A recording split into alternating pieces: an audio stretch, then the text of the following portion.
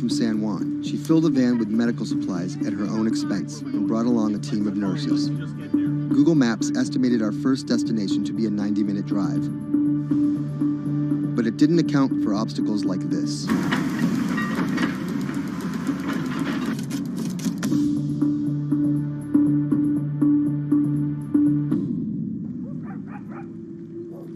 Our first stop was the home of an 82-year-old blind Vietnam veteran. His roof was blown off by the storm, and he's been living alone in a back shed for nearly 2 months. His cane actually got broken in the storm, so he's limited mobility.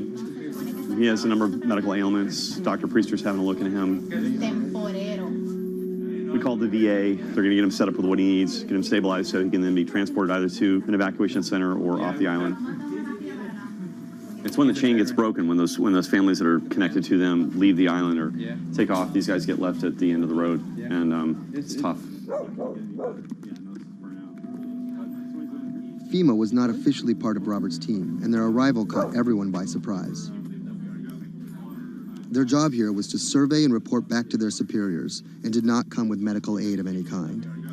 People think that FEMA is there to hand out bottles of water, and it's not what they do. FEMA has a role to play. They have a very specific role. They bring in ships, they bring in airplanes, they bring in tractor trailers with pallets of things. But they're a big machine, and there's gaps in that thing. And you're seeing one of the gaps here, and we help fill that role.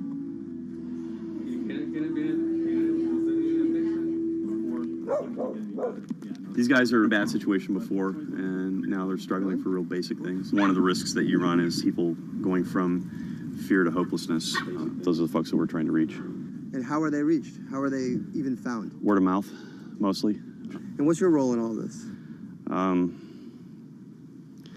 Ghost in the machine.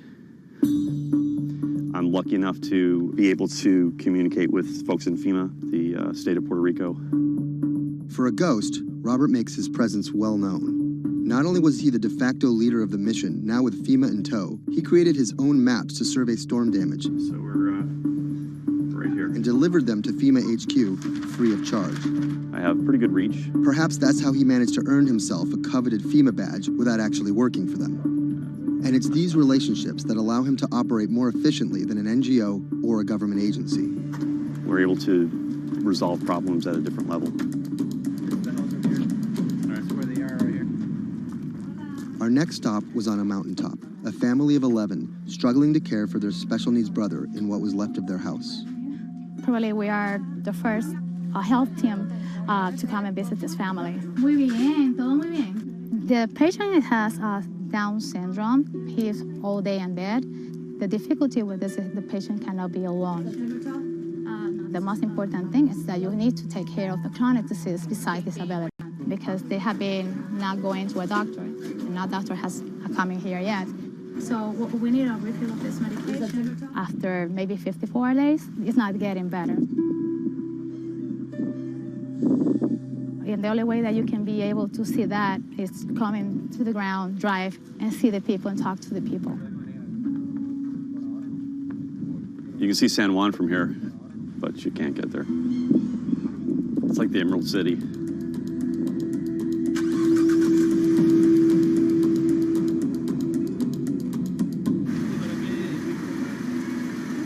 On this stop, we caught word that a man living alone at the edge of the jungle was in need of care. So we decided to take a little detour, come up here and check out and see what's going on. One of the challenges is to find those people that are at the end of these roads that need help.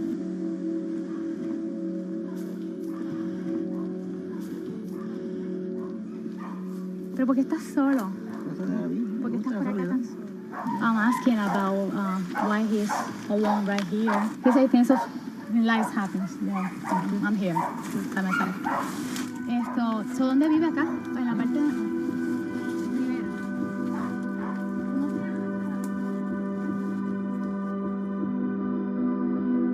This is not a job. To do this, you need to have passion for what you can do.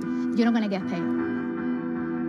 It's said in disaster response and emergency response that the real first responders are your neighbors. You don't need to wait for a lucrative FEMA contract to go out and do good and to help the community. In the end, do you feel like you're making a difference?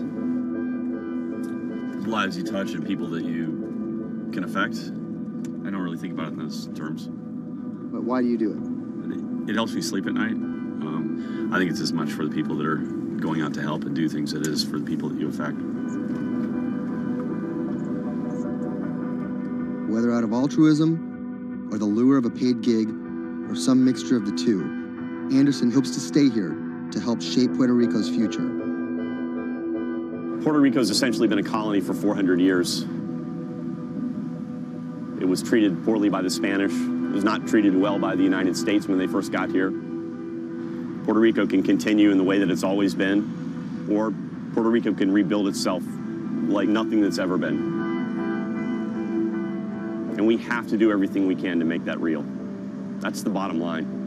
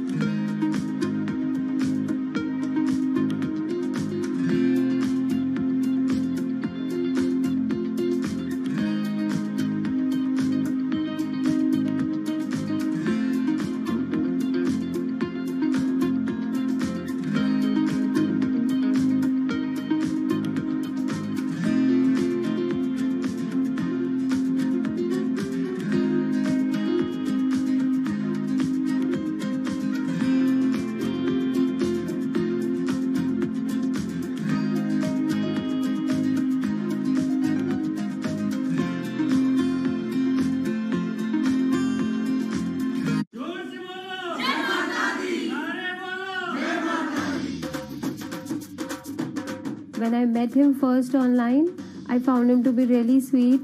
I think I was the one who was talking for an hour. He was just listening. When we met, I saw her. She was beautiful, intelligent, and kind, which was, something that I was looking for.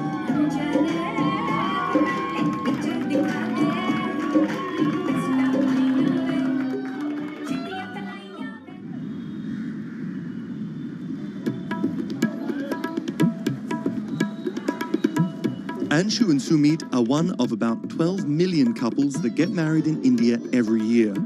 Unlike their parents' generation, they're not from two close villages, but from two cities on opposite sides of the country. And their love didn't start through community matchmaking, marriage brokers, or classified ads in newspapers, but began online. So we met through jeevansati.com. So it's basically an online portal where we have detailed profile of different grooms and brides. It makes a lot of remote profiles who are located in distant areas more accessible. Thanks to growing internet and smartphone usage, matrimony websites and apps in India are starting to disrupt the matchmaking industry. More and more people are finding their partners at the click of a mouse. jeevansati.com, where Anshu and Sumit met, is one of the biggest players. Young Indians looking for love set up profiles including their caste and horoscope, but their criteria for choosing spouses appears to be changing. We have seen the shift from, traditional caste community conservative parameters to something like which is more focused on education, employment. Anshu and Sumit's marriage was initiated by their parents, but modern Indian couples like them have more input than previous generations. We looked up to them to agree for the proposal, but it was primarily our decision that we wanted to be with each other. So what's the emoji like you use the most to send to each other? There's a bear which basically we use for indicating a hug. Yeah, that's our language basically. Bear icon for a hug. Time flies when you're in love, and just 1.5 months after they first met online, the couple got engaged. They decided to hold their wedding less than 3 months later. But planning a traditional Hindu wedding on such short notice is no easy task. The massive event usually lasts 3 days, has various ceremonies and celebrations, and involves the entire two families and hundreds of guests. Luckily, there are websites and apps for that. We searched online, we got in touch with Wedding Brigade, and they helped us finalize the venue. And it makes the search faster and efficient. Startups like the Wedding Brigade are challenging traditional wedding planners in this $50 billion industry. It provides various services from booking banquet venues to buying wedding gowns. The website makes money by charging commission from vendors. People don't want to be limited to what is available around them. They want to know the entire range of options available before making a decision. And now it's easy to find almost everything on one portal.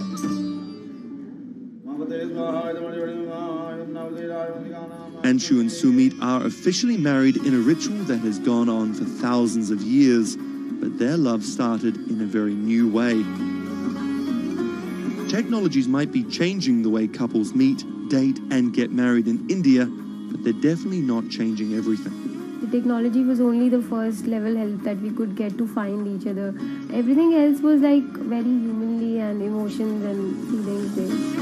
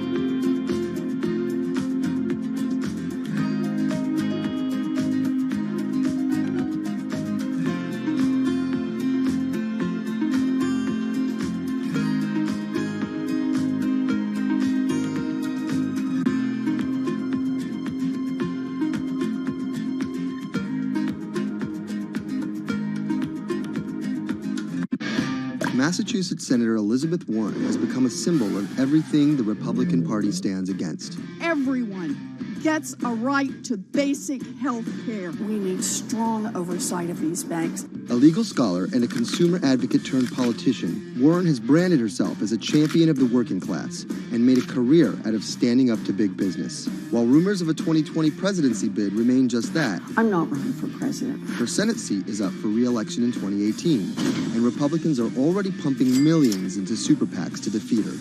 This is the story of how a law professor and politician came to be seen as the biggest threat to Republican values and the greatest hope for progressive America. Elizabeth Warren was born Elizabeth Ann Herron, the youngest of 3 siblings, on June 22, 1949 in Oklahoma City to middle-class parents. After waiting tables to help her family pay the bills, Warren became a star on the high school debate team. She landed a scholarship to George Washington University at the age of 16, but 2 years later dropped out to marry her high school sweetheart, Jim Warren. By 1980, Warren was a mother of 2, divorced and remarried, had earned a bachelor's degree from the University of Houston, a juris degree from Rutgers, and practicing law in New Jersey. Warren then went on to become an influential law professor, teaching, lecturing, and publishing highly cited work on bankruptcy and commercial law at 7 universities around the country, eventually settling at Harvard Law School. But Warren wasn't always a liberal lion. Elizabeth Warren used to be a Republican, actually. That's Stephen Dennis. I'm a Senate reporter for Bloomberg. Around the time that Elizabeth Warren switched parties, she became a fierce opponent of a Republican drive to make it much harder to file for bankruptcy. She fought that for a decade. It ended up passing anyways. While her efforts ultimately failed, her warning calls were heard in 2008.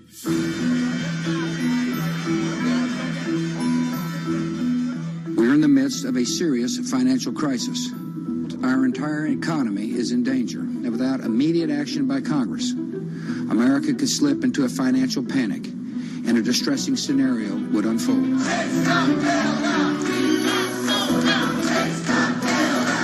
Professor Warren was tapped to help with oversight in the government bailout. She would excoriate bankers and their bonuses and their practices. Why should the U.S. taxpayer alone carry Citi? She proposed a series of tough regulations, which became the basis for much of the Dodd-Frank financial law that we have today. That sort of catapulted her to national stardom, particularly among the progressive left.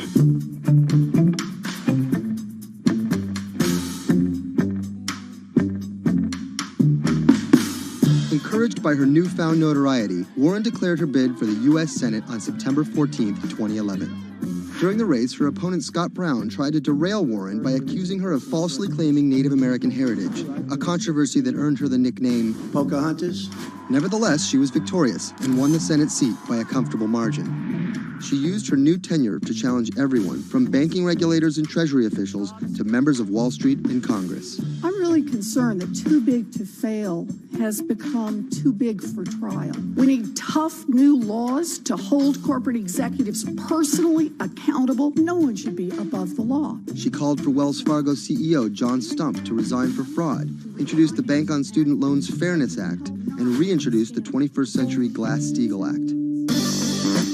In 2016, after staying silent during the Democratic primary battle, Warren finally endorsed Hillary Clinton and had some harsh words for candidate Trump.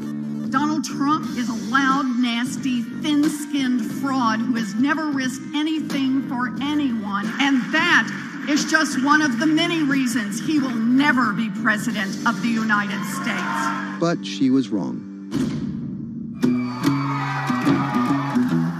The forgotten men and women of our country will be forgotten no longer. Warren wasted no time resisting Trump's agenda. Have you ever managed or overseen a $1 trillion loan program? I have not. How about a $1 billion loan program? I have not. Okay. In the Donald Trump era, Elizabeth Warren has been playing defense and trying to prevent Donald Trump and his cabinet appointees from rolling back protections that she helped enact. Warren actually found herself rebuked by Mitch McConnell for reading a letter by Coretta Scott King about Jeff Sessions' record on racism during his confirmation. She was warned. She was given an explanation. Nevertheless, she persisted. That moment became something that's on T-shirts, bumper stickers, slogans, and that really galvanized a lot of support for her. It's been very hard for Republicans to get much of anything done this year, and that's at least in part to this resistance movement that Elizabeth Warren has helped champion. We are here to fight back. Enough of Elizabeth Warren. Like you, millions of dollars are being funneled to defeat Warren in the midterm elections in 2018. But it's the rumors of a 2020 presidential bid that has further prompted powerful donors to fund her opposition, often using the same playbook of constant and ruthless ad campaigns that many believe helped Trump win in 2016. It's anyone's guess if she will endure what Hillary could not.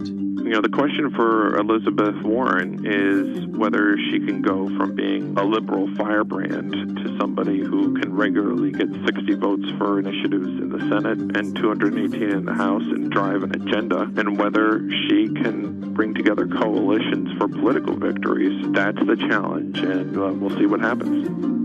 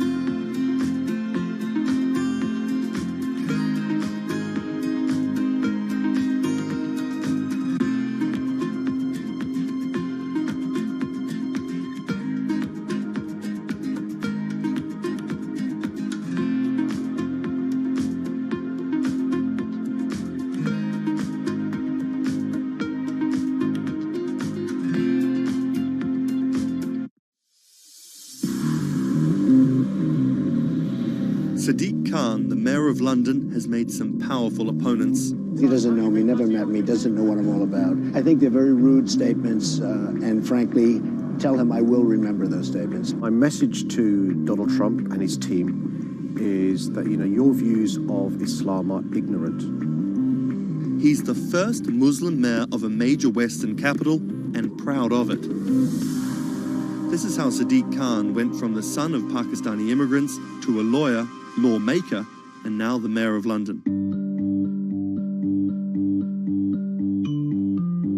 Khan's parents emigrated from Pakistan. His father was a bus driver, his mother a stay-at-home seamstress. The 10-strong Khan family squeezed into a 3-bedroom flat in South London. He wanted to be a dentist, but TV in the 1980s convinced him otherwise.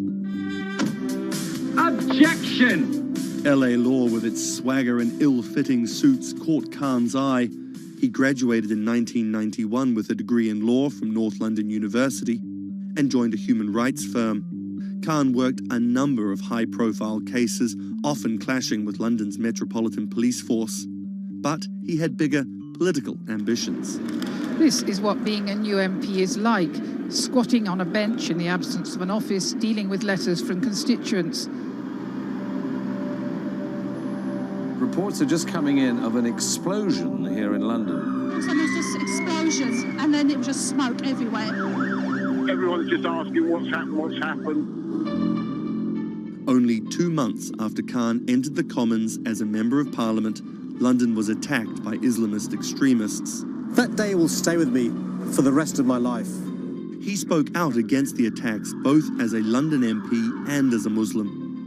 He has been very clear about his opposition to violence, opposition to terrorism, and has set out to make the case for a more open and peaceful Islam. That's Thomas Penny, one of Bloomberg's Westminster correspondents. Here is a man who is a Muslim, and he is standing up and being open and straightforward and being clear that the problem here is not Islam, but it's Islamic extremism. In 2015, a decade after the attacks, Khan ran for mayor of London, and his faith was back in the headlines.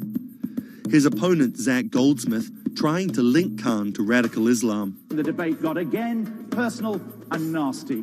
The Goldsmith camp has called Khan extreme and accused him of associating with, quote, those who seek to do our police and capital harm. It's a pattern of behaviour. Even the former Prime Minister David Cameron repeated the allegations. He shared a platform with Sajil Shahid, the man who trained the ringleader of the 7/7 attacks and accused the United States of bringing 9/11 on themselves. But the smears didn't stick. Zach Goldsmith ran a very negative campaign that was based on what people knew was a lie. This election was not without controversy. And I'm so proud that London has today chosen hope over fear and unity over division. After taking the mayor's office with a comfortable majority, Khan has brought a business-like efficiency to the role, scrapping expensive vanity projects like the Garden Bridge and the new Routemaster buses, which cost £350,000 each.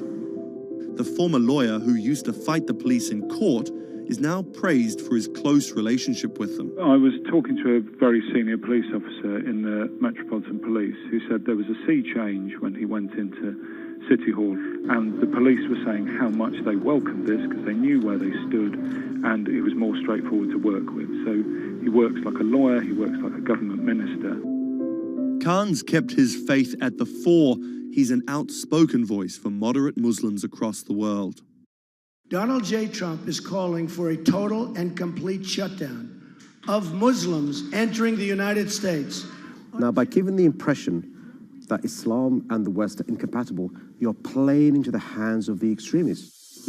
The ongoing spat between Khan and US President Donald Trump escalated when Trump went after Khan, misquoting him on Twitter just hours after the terrorist attacks of June 3rd, 2017. Khan's now one of the most prominent Labour politicians in the UK. In fact, a recent poll of Londoners found Khan was more trusted to keep the country safe from terrorism than the Prime Minister or the Labour leader. His story of going from the son of an immigrant bus driver to the mayor of one of the greatest cities in the world plays well with Londoners. But can he appeal to the rest of the nation? Has Khan got his eye on the top job? And is the UK ready for a Muslim Prime Minister?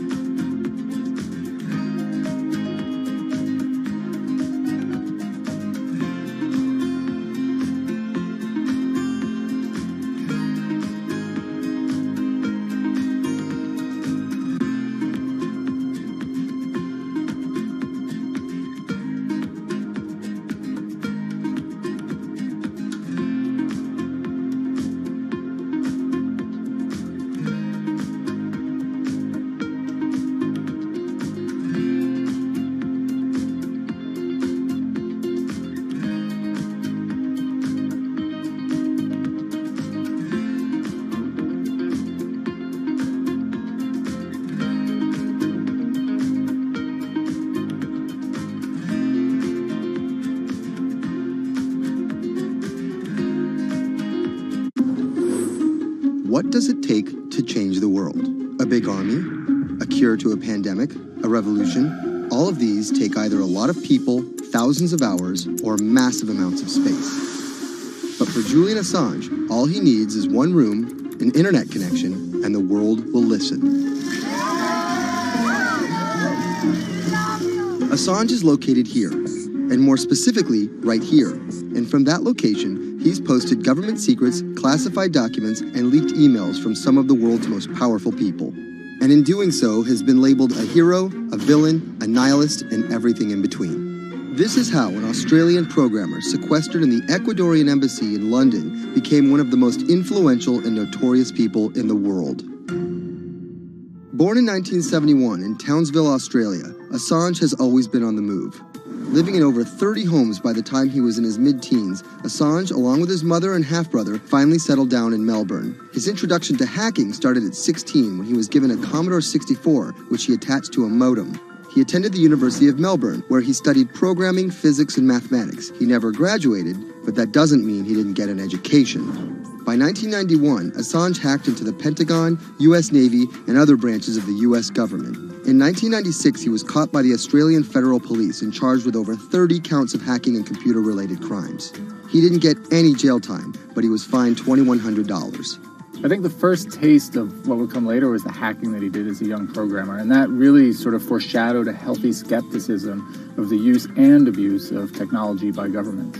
That's Vernon Silver. I'm a reporter for Bloomberg's investigations team. Assange's youth as a hacker laid the foundation for him to start WikiLeaks in 2006. But what is WikiLeaks? It's a website that posts unfiltered, usually classified documents. What separates it from every other media outlet is that they have no editorial hierarchy. With a publication like the New York Times, information comes in, they take that information, package it, then disseminate it for the public to see. WikiLeaks, however, cuts out the middleman. WikiLeaks gathers information, most of it given to them anonymously. So what they're doing is really very simple. They get the information in one end from who gives it to them and out the other with sometimes minimal interference. Julian Assange is the leader of that, the mastermind, the creator, and really, because he thinks of it as a journalistic enterprise, the editor-in-chief. But every story starts with a source, and Assange has some unconventional sources. Julian Assange does not hack as far as we know. He is the recipient of people who are either insiders who give him secret documents or hack emails from a foreign power. That's Eli Lake. I am a columnist for Bloomberg. And there was no source bigger for Assange than Chelsea Manning. He used to be known as U.S. soldier Bradley Manning. In 2010, Manning provided Assange and WikiLeaks with hundreds of thousands of leaked government documents. WikiLeaks quietly began releasing the documents in February of 2010, then made big headlines in April by posting what is now known as the Collateral murder video. Come on, fire! It was a vivid, graphic video. It changed the debate on the Iraq War, and importantly, it put WikiLeaks on the map when they put it online, and they couldn't be ignored at that point. And those leaks were just the beginning. They went on to post more than 90,000 leaked documents known as the Afghan war logs, 390,000 documents known as the Iraq war logs, and 250,000 private messages between diplomats called cables in what is now known as Cablegate. These leaks were met with very real ethical questions. The problem with publishing those cables was that a number of confidential sources for U.S. diplomats who faced real danger when their names were exposed. Then Secretary of State Hillary Clinton drove the point home that every country, including the United States, must be able to have candid conversations about the people and nations with whom they deal.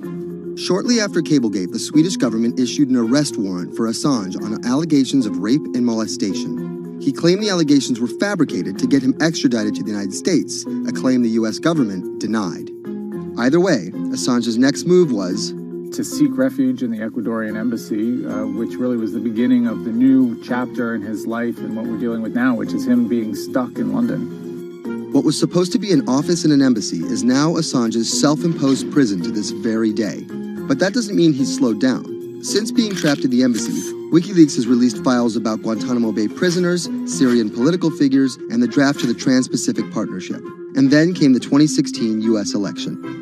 Thousands of leaked emails showed Democratic Party officials possibly plotting against Bernie Sanders in his race against Hillary Clinton. Over the course of 68 days, WikiLeaks released 20,000 confidential Democratic National Committee emails. In terms of the presidential race, if you look right here, when Assange released the first batch of emails, Trump actually takes his first lead against Clinton. I think we've had enough of the Clintons, in all fairness. Once WikiLeaks started exposing secrets of the Democratic Party, Julian Assange became a hero to many on the right. Public opinion kind of flip-flopped. WikiLeaks. From the emails, we now know Hillary Clinton's campaign manager makes risotto, and also how the DNC squashed Bernie Sanders' campaign. One thing we don't know is who gave Assange the stolen emails in the first place. Many leading Democrats say they suspect it was the Russians. They released an analysis from a private cybersecurity firm that had said it was the Russians. But Assange claims our source is not the Russian government, and it is not a state party. So this is where we stand today. The public still doesn't know who provided the emails to WikiLeaks. Meanwhile, Assange is still running WikiLeaks and still releasing documents. In March 2017, he started publishing documents from the CIA's Center for Cyber Intelligence called Vault 7. The CIA, the agency charged with finding and keeping our top secrets, can't keep its own secrets. As long as Assange has a connection to the world, no government secret will be too far from exposure. Julian Assange is still in the embassy. Maybe he'll leave, maybe he won't. Kind of regardless, his work has been done. He's changed the way people think about their governments, about their own secrets, about their own hackability, and really the world has changed because of him.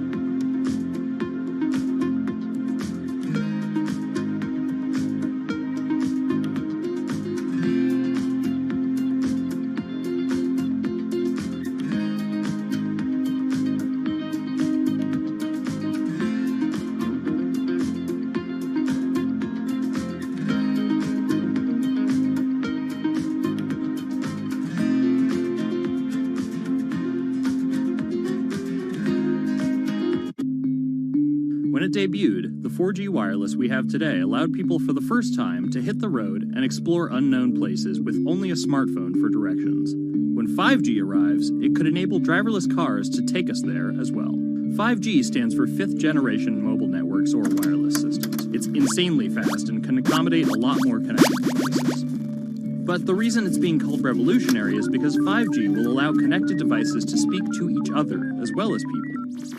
Right now we're living in a world where really it's a one-way experience. That's Bloomberg tech reporter Ian King. The network talks to your phone, you look at your phone and access data, then you send something back to the network. What we're being told about 5G is that really for the first time we're going to see machines communicating with each other over mobile networks in a meaningful way. 5G could end up being 100 times faster than what we have now, with speeds that could reach 20 gigabits per second. In plain English, that means downloading a full-length HD movie in seconds. 5G will also increase total bandwidth, which we will need in order to accommodate the growing Internet of Things. We're talking about the class of devices like internet-connected refrigerators, thermostats, dog collars, but 5G will enable many, many more. Things like your utility network factories where machines are just sat there not connected at all. Suddenly they're all going to be connected. Suddenly we're going to be able to have real-time monitoring. Other things like cars, like utility poles, like your light, the light poles. But perhaps the biggest advance will be a huge reduction in communication lag time, known as latency. A network of driverless cars will need the speed of 5G to ping each other multiple times per second to avoid collisions. Near instantaneous data transfers could allow doctors to perform surgery remotely with a robotic scalpel. So how will all this work? First, you need to improve network density. And that's just a fancy word for saying you put more towers out there. What we're being told is that's not actually the case with 5G. The idea is 5G will not only use the existing mobile spectrum, but also tap into higher frequencies called millimeter waves. Millimeter waves can carry more data, but only travel short distances. This may mean you'll see a lot more of these base stations around town. And the new towers may have as many as 100 antenna ports, compared to about a dozen on 4G cell towers. So when will we get 5G? Getting 5G ready is expected to cost providers $275 billion over 7 years in the US alone. Look for the first 5G service to pop up in big cities sometime in 2019.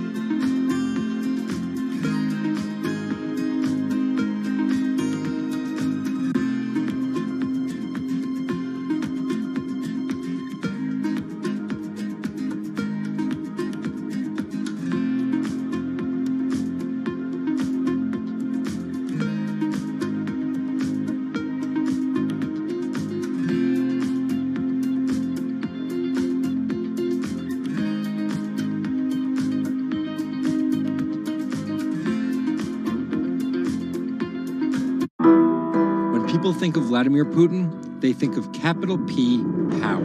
And that's exactly the impression he creates. Whether it's physical power, firing different weapons, riding in various James Bond-esque modes of transportation, or tossing hapless opponents in judo. Or political power, ruling his own country with an iron fist, crushing his political opposition, or, most recently, being accused of meddling in foreign elections for his own benefit. This is how Vladimir Putin went from a poor, tough kid in Leningrad to a KGB spy to the very symbol of modern Russia. Vladimir Vladimirovich Putin was born in 1952 in Leningrad, which is now St. Petersburg. His father was a factory foreman and his mother a homemaker. It is widely said that Putin's public-facing tough guy persona can be traced back to him getting into fights when he was younger, which paved the way for him to take up judo. After getting a law degree from Leningrad State University, Putin joined the KGB Foreign Intelligence Service. He spent 16 years in the KGB. When Putin returned to Russia, he began his political career. He went to work for Anatoly Sobchak, who was then the mayor of St. Petersburg. That's Leonid Bershidsky. I'm a columnist at Bloomberg View. Putin thrived in Sobchak's administration because he was sort of considered pretty efficient city official at that time. He was very loyal to Sobchak. So loyal and efficient that he was noticed by Yeltsin's close circle. And those people soon brought Putin over to Moscow to work in Yeltsin's administration, where he quickly climbed the political ladder. Then, of course, he was promoted to Prime Minister of Russia. That's Dmitry Trenin. I am currently director of the Carnegie Moscow Center. Around this time, Yeltsin and the people around him, the so-called family, decided that Putin would become Yeltsin's successor. And then this happened. The apartment bombings were carried out in 3 Russian cities, killing 293 people and injuring more than 1,000. Putin immediately accused Chechen separatists for the bombings and followed it up with action. He was credited with having a very successful military campaign against the terrorists. And it worked. After that, he became an heir apparent in the eyes of the Russian people. 3 months later, Yeltsin resigned. And on his way out, a famous exchange. He was getting into the car in the Kremlin, and the last words that he addressed to Putin before getting into his car was, "Take good care of Russia." So Putin took over as president, and 3 months after that, won his first election. But just because Putin won the presidency, that didn't mean he had all the power. This is Michael McFall. I was U.S. ambassador from 2012 to 2014. In the 1990s, there was a fire sale of all the things worth owning in Russia, and certain people, the oligarchs, did better than others in that fire sale, sometimes called privatization, and those people tended to be well connected with the Yeltsin regime, and they weren't Putin's friends. But they probably miscalculated, thinking that they could easily find a way to influence him. It became impossible almost from the start. From that very moment, there was warfare between him and the oligarchs. That's when Putin gave the oligarchs a choice. Putin's way? Some of those people from the 90s managed to figure out a new way of dealing with Putin and have survived.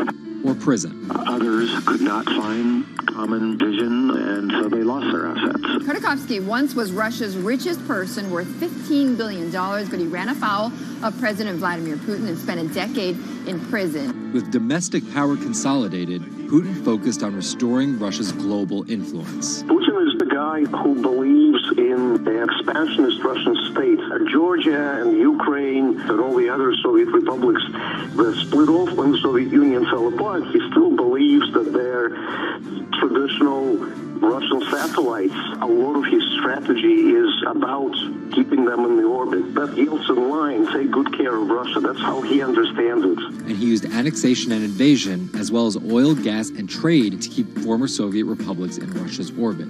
In 2008, Putin's 2 terms were up, and he decided to step down as president. Dmitry Medvedev stepped in as president, and Putin went back to prime minister. But really, Putin never left power. He pretty much continued running the country, and Medvedev was a bit of a figurehead. There was actually a period of cooperation between Russia and the U.S. that benefited both countries during Medvedev's presidency. Because Medvedev did not have the same negative attitude towards the West as Putin did. But when Putin came back to run for a 3rd term, in the lead up to the 2012 election, it was widely believed that both the presidential and parliamentary elections were rigged, and Russians took to the streets. Putin blamed the protests squarely on America, and more specifically, Secretary of State Hillary Clinton. He believed that she had sent, and this is his words, a signal to demonstrators. Still, Putin won by a huge margin and set about crushing the protest movement immediately upon his return to the Kremlin. Over the next few years, Russia's economy tumbled. Putin annexed Crimea, leading to sanctions. The price of oil fell drastically. The ruble hit a new low, and America played down Russia's influence, with Obama calling Russia a regional power. Despite all of that, Putin's approval rating remained sky high, and then an opportunity for payback. I think I'd get along very well with Vladimir Putin. In 2016, there was one candidate who called Vladimir Putin very smart. Trump exhibited tolerance towards Putin's actions annexing Crimea, and similar views on NATO and sanctions. Secretary Clinton didn't support any of those views. Even though Putin denies any wrongdoing, U.S. elections. Yes. the U.S. has accused Russia of being behind the leaking of 20,000 Democratic National Committee emails, which many say helped Trump beat Hillary Clinton in the presidential election. Which leaves us here, with the possibility of a President Putin until 2024, positioning Russia to be the world power he always imagined it should be.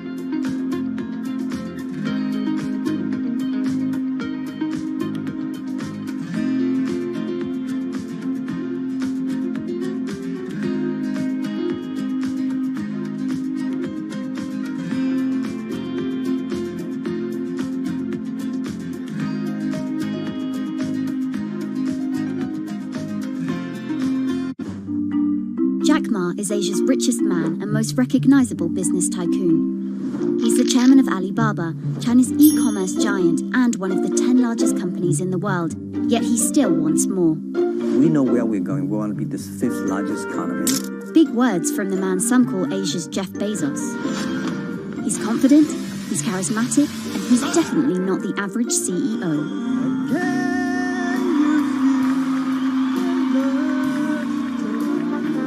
This is how a poor school teacher went from the classroom to being one of the most influential multi-billionaires in the world.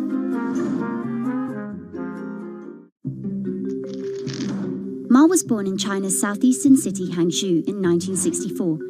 His parents were traditional musician storytellers. As a teenager, he started to learn English from foreign tourists after China opened up in the late 1970s. And then for 9 years, Jack Ma hung around outside the Hangzhou Hotel, which is now called the Shangri-La. He would get up at 5 a.m. to talk to travelers. That's Bloomberg technology reporter Lulu Chen. And I cover China Internet for Bloomberg. Ma failed China's National University entrance exam twice before being admitted to local teachers' college.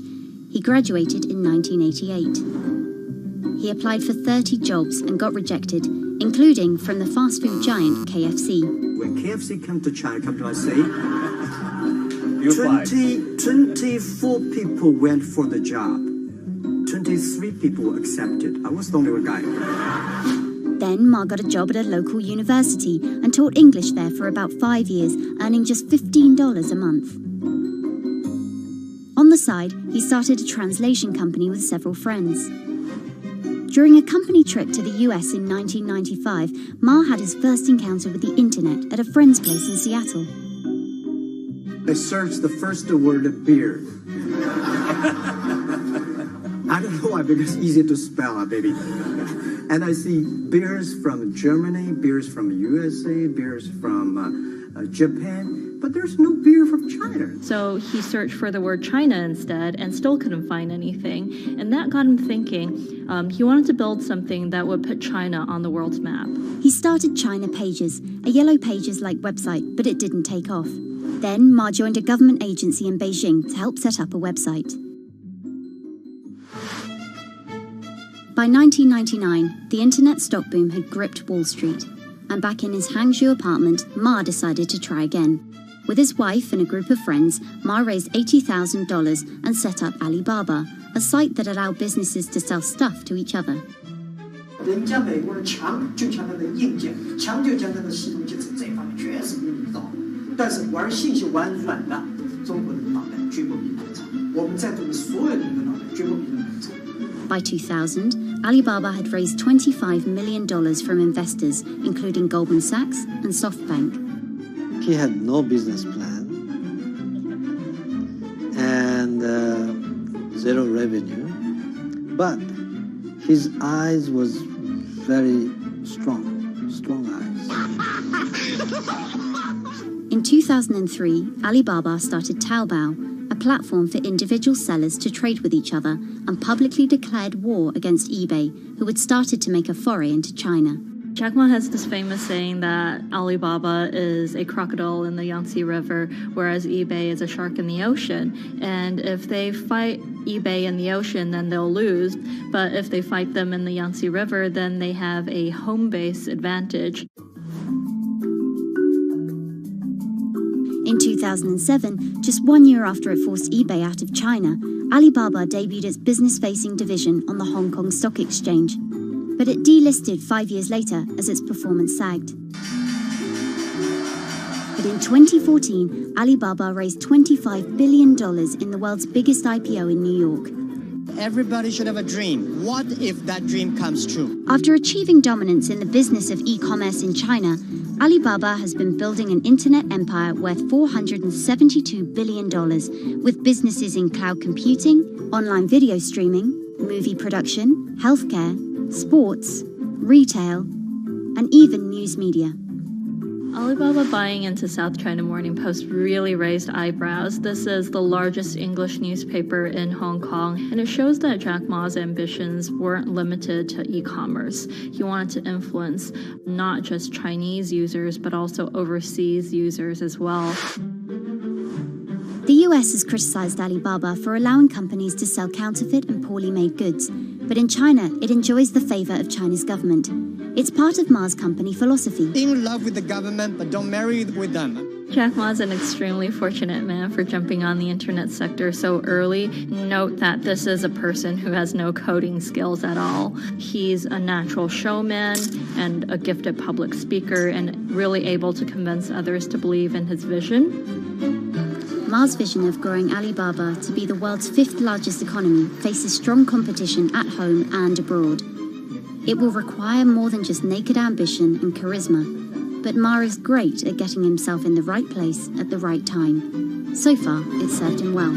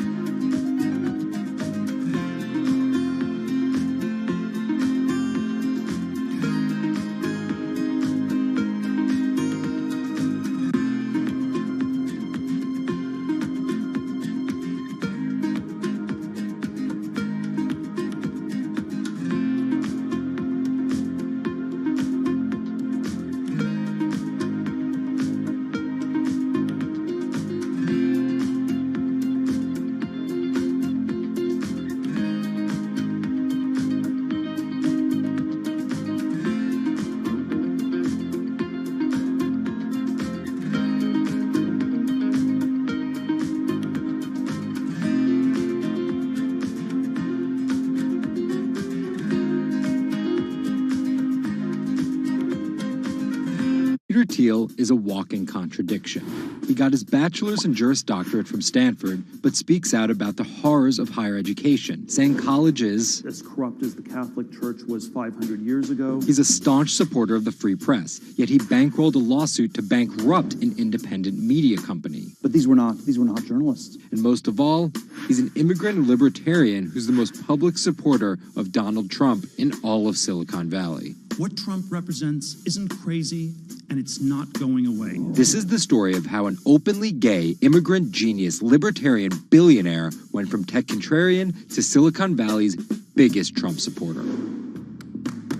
Peter Thiel was born on October 11, 1967 in Frankfurt, West Germany, to Suzanne and Klaus Thiel. Peter's family emigrated to Cleveland, Ohio when he was 1. An Ayn Rand devotee during his youth, Thiel attended Stanford University majoring in philosophy. His Stanford experience shaped a really big part of who he decided to surround himself with. That's Lizette Chapman. And I cover technology and venture capital here at Bloomberg. He and his Stanford friends made their first big splash in tech with PayPal. After selling to eBay for $1.5 billion, they would become known as the PayPal Mafia for each incredible success after PayPal. For Thiel, that began with an early, modest $500,000 investment in Facebook. And in VC speak, early means big risk, but also big reward. He turned that initial $500,000 investment into more than $1 billion in cash. But Thiel was just getting started with Facebook, and he went on to make a whole bunch of wildly successful investments. From SpaceX to Airbnb to one of the largest, most powerful companies in the United States, if not the world, and of course that's Palantir. The incredibly controversial secretive data mining startup he founded with his colleagues from PayPal. It connects data silos and then allows non-technical people to search that information for patterns. Data like financial information, feeds from video cameras, biometric details, passport information, flight manifest. Palantir doesn't talk much about how they collect this data, who has access to it, or what they do with it. But they have contracts with the Department of Homeland Security and the CIA and the Department of Justice and the Securities and Exchange Commission and several other federal agencies. It's the richest company you've never heard of, valued at $20 billion. But there are plenty of obscenely wealthy people in Silicon Valley. What makes him different... He's a complex ball of multiple contradictions. Take college, for example. Even though college was extremely important for Thiel, there's something called the Thiel Fellowship. In exchange for dropping out and a promise not to pursue college, Thiel would give them $100,000 each. You basically tell people that if you get a diploma, you're saved. Otherwise you go to hell. You go to Yale or you go to jail. Also, his relationship with the press. Here's another contradiction. He's donated to free press initiatives, including the Committee to Protect Journalists. But he also secretly spent tens of millions of dollars bankrolling a lawsuit filed by Hulk Hogan over the publication of a sex tape and bankrupting the independently run Gawker Media. Why did he do this? Because in 2007, one of Gawker Media's blogs, ValueAg, outed him as gay. And with the lawsuit, he found an opportunity to get back at them by funding the lawsuit that Hulk Hogan was able to bring then, but he wouldn't have been able to do that without Thiel's money. And finally, Thiel's biggest contradiction, his endorsement of Donald Trump. When he was asked about his support for Trump, he was surprised at the outrage that came with it from many of his colleagues in Silicon Valley. He didn't want more of the establishment. No matter how crazy this election seems, it is less crazy than the condition of our country. After briefly supporting Carly Fiorina in the primaries, Thiel pivoted to Trump, donating $1.25 million to Trump and his associated super PACs in October 2016. And he didn't just help Trump financially. He gave a full-throated keynote speech supporting Trump at the Republican National Convention. I'm not a politician, but neither is Donald Trump. He is a builder, and it's time to rebuild America. And when Trump was finally elected, Thiel was given the reins to an enormous amount of power. And I want to thank you, man. You have a very special guy. He was named the transitional advisor. And in that role, he did a lot of interviewing and a lot of vetting to fill hundreds of cabinet positions and different jobs within the administration. But it turns out Thiel's support isn't unconditional. Talking to people who spend time with him, I have also heard that he is no longer a great supporter of Trump. It was reported that Thiel was unhappy with the direction of Trump's presidency. Ever since, he's been mum, making no public appearances, no statements, and staying out of the spotlight altogether. Although there have been suggestions that Trump could tap Thiel for a top intelligence post or ambassadorship, there's no indication he'd accept. He's described his relationship with politics as schizophrenic. He gets really involved, and then he runs away as fast as possible. Whether Thiel takes a new position or simply continues as a board director at Facebook and Palantir, at just 50 years old, he's primed to wield some serious influence in technology and politics for decades to come.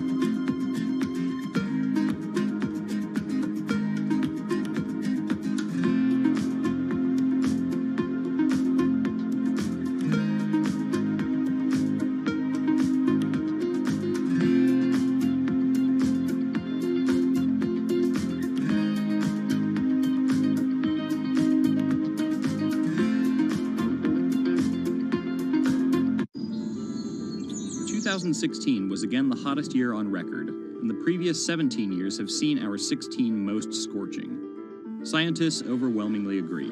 Global warming is the culprit. And it's just getting started. Ice caps, extreme weather, wildfires, droughts, and the hits keep coming. What are we doing about it? In 2015, the world took its boldest step yet to stem climate change with a historic accord in Paris. But now comes the hard part. Nations must change energy policies and invest huge amounts of money, and they will likely do it without the United States. President Donald Trump announced on June 1st that the U.S. would withdraw from the accord. The reality is that withdrawing is in America's economic interest and won't matter much to the climate. Here's the situation.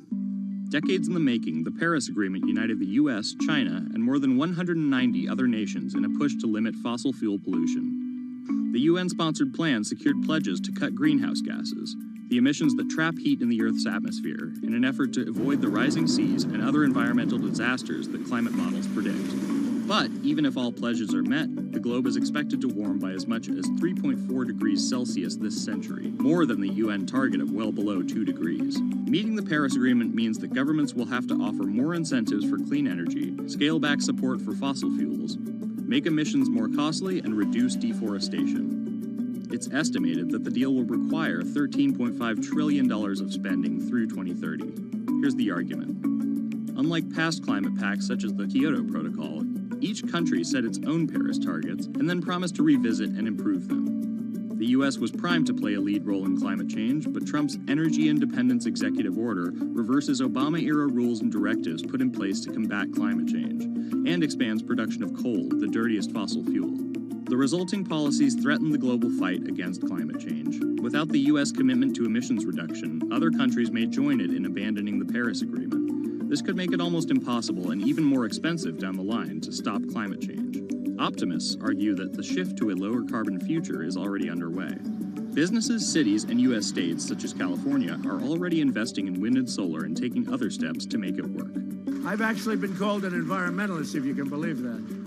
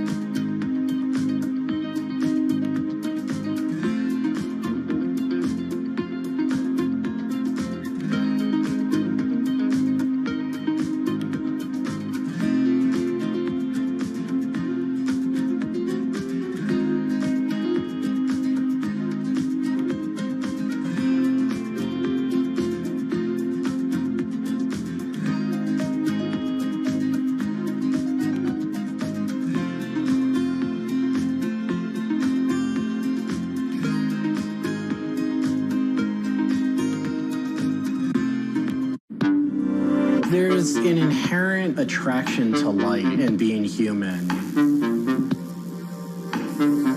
And I think on a very deep psychological level, light is this way in which we experience the energy surrounding us in a very personal manner.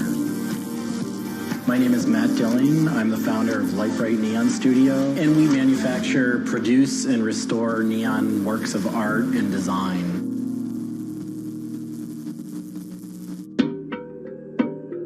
origins of the creative content of a lot of the work at Lightbright comes from a variety of sources. Sometimes people come with a napkin sketch. Some people come with an Adobe Illustrator file. And we have a whole design team who then we kind of work together to help create layouts of what it might look like. Scale it up and create a paper template using a pen plotter. And that paper template actually becomes our guide for what we're going to bend the neon to. We take from the office into the glass shop. We pick out the right size tubing with the right color for the right size project. From there, we heat up the glass tubing.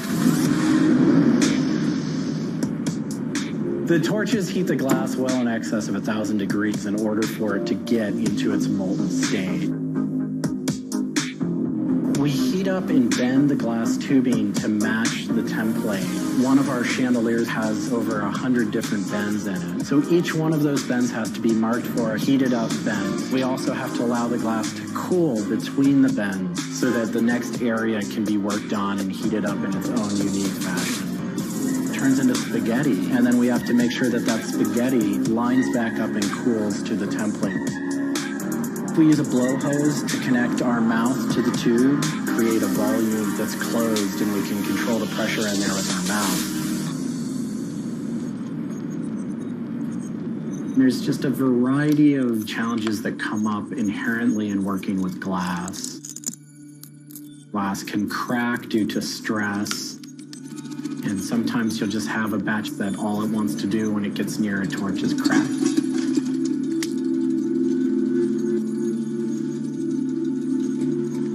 After we've bent various components, we have to go in using the crossfire or the hand torch and actually weld all of those pieces together. The last step on that is then to weld on electrodes onto either end. Each one of those steps is very, very specific. I draw inspiration from so many different experiences. It's hard to come up with one thing that's particular, but one of the ways that I really am able to connect with the creative is to float. Floating is a similar experience to meditation, to psychedelics. Going into a blackened room and laying out in a body of water and salt that's heated to your body temperature, and it allows for all sort of external stimulation to fall away. And your internal world really begins to bubble up and manifest. You really get to experience a different relationship to your mind.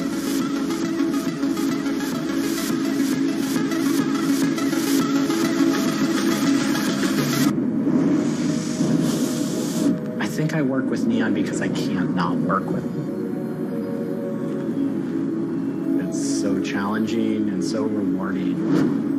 And those things are so intertwined that there's no way of separating it out. I've learned so much and continue to learn so much by working with it. I find so much inspiration in working with it, and I just continue to experience new and different things through the medium. It's that close to me at this point.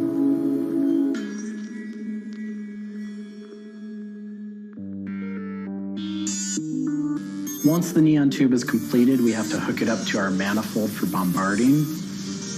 The manifold is opened, a vacuum is drawn. We check the tube for leaks with our Tesla coil. We close the tube back off, and we heat it up using a very large and powerful transformer. As the tube is heated up, it releases anything that's not inert inside the tube, and we evacuate that out. We introduce the gas into it, and we seal the tube off, sealing into that tube whatever gas we introduced into it. I think my favorite part of making a neon light is when I see it lit up for the first time. Different gases, when electrified, emit different wavelengths of light. Neon gas is this very bright orange, fiery red color. Argon gas creates a very intense blue, but that light output that is produced can then be expressed in a different wavelength by coating the inside of the tubes with a phosphor coating that takes that one wavelength of light and emits a different wavelength. We bring it over to the aging table where we hook it up to an age-in transformer and allow it to settle, age the gas in that we've introduced to it. There's always a stray particle of something left inside the tube.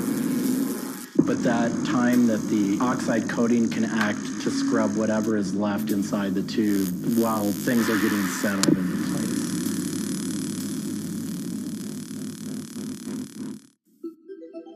Once the tubes are aged in, we move on to our process of assembling two halves of the fixture together in a jig, gluing up the center of the fixture to its spindle. Once the adhesive dried, we would connect the wires from the fixture together into a transformer, and we turn on power and it lights up.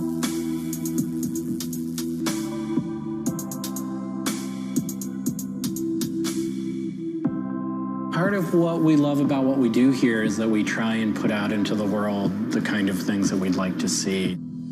I still am surprised when it lights up. I'm still excited when I get to see it illuminated.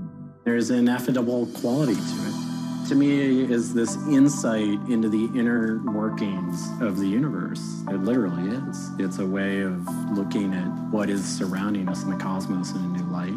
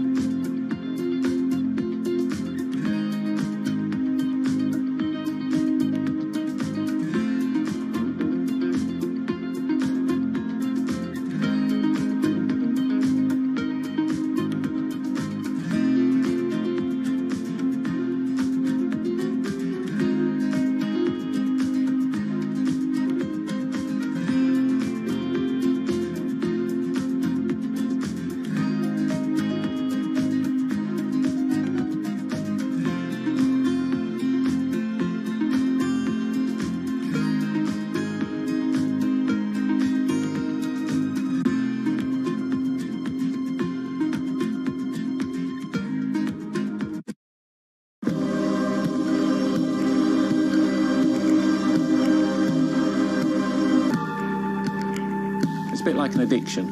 You've got to make something. You have to do something. It's borderline obsession. And every bike we build is my favourite bike at the time, and as soon as it's done, I want to build another one.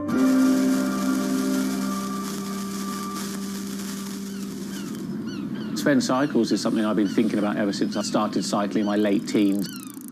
We want bikes that ultimately you'll really enjoy riding. There's never a bike that's the same. There's always a slight change. And as we build them individually as well, they have the marks of a bike that's built by hand. Most people I know cycle have an idea of their dream bicycle. And it may be an evolving idea you've had in your head. And we've worked with a lot of people that have come to us with sketches and scrapbooks. It's really, really nice to build something that's just one-off and unique. I think a lot of people see a bicycle as two wheels and a frame in the middle. There are a lot of subtle changes and nuances in design which can change the riding characteristics quite dramatically. I'm a really big fan of modernist architecture, and the simplicity of a modernist building is really hard to achieve. And with some of our bikes, they may look very simple, but I think people should not underestimate the time and effort that goes into designing a product. Tubing is key to a bike's feel and ride. Reynolds tubing has been in my life ever since I can remember. Growing up, I could never afford a frame manufactured with their tubing. We can now put a badge on our bike saying manufactured at Reynolds, which is a sort of thing as a kid I just wouldn't have believed was going to happen.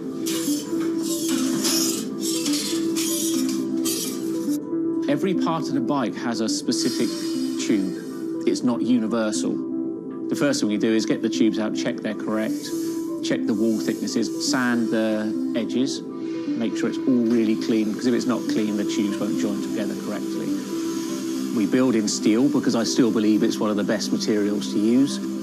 It's been used in bikes since the late 1800s, and they're still using it now for a very good reason. It's the flexibility that we can replace the tube, repaint the bike, and you wouldn't know it's damaged. I just like working with it. It's very sculptural. This isn't sort of aerospace precision engineering. It's a steel rule and a marker. So when we're cutting the tubes, it's within a mil or two. But what we're trying to do is take the best from bicycle building in the past and add a little bit of modern flair to it.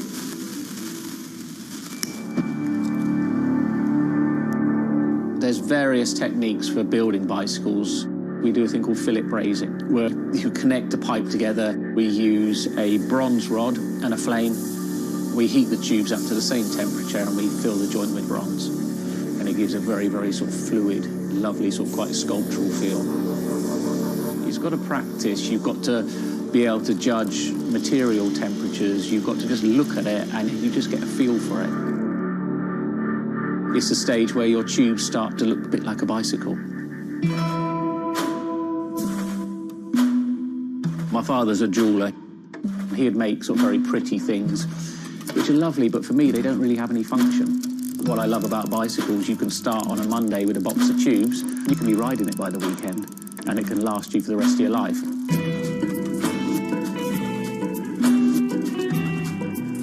Outside of the frame and forks, the other most important part is the wheels and tyres.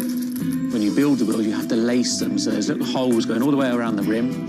You poke the spoke through. We do build all our wheels by hand here because a machine can't get 30 years worth of wheel building experience. Colour is very, very personal. With any of our bikes, you can have them painted whatever colour you want. We've matched one to a teapot, so we can get that scanned and we can match that, or someone's favourite item of clothing. I like to let the bike sit for 4 or 5 days minimum, just so the paint can have time to cure a little bit, and then we assemble it. We get out all the new components, and it's a case of putting them together. Some bikes you can assemble in 3 hours, some will take 3 days. And we've built bikes that cost in the £10,000 plus mark. Some people, they're saving up and this is their bike and they're going to own it for the rest of their lives. So we just want to make sure they get the right thing.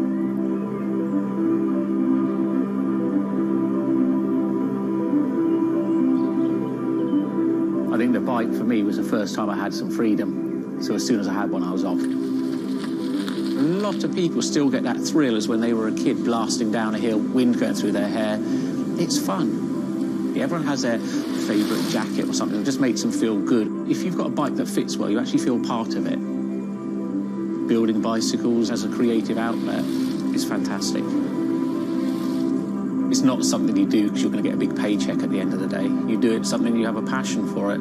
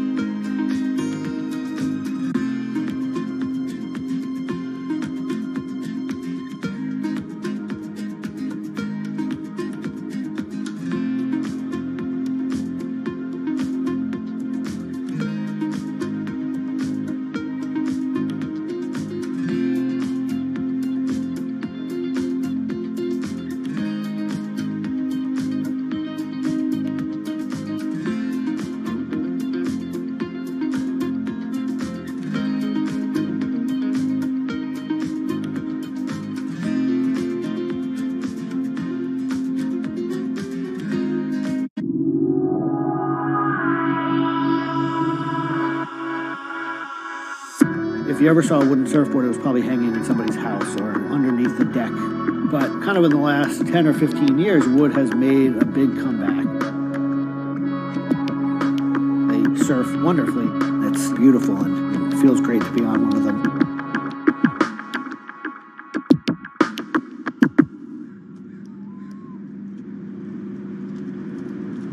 I always had a love for wood and kind of passionate about things that went in the water. I've kind of been around wooden boats most of my life. There's just so much character. The way they're built, the stories that come with them, a lot of that has translated over to why we build surfboards the way we do. When we first started thinking about building surfboards, wood was the natural material we chose. They have a very high strength to weight ratio. Wooden surfboards have the longest history of use in the surf world than any other material.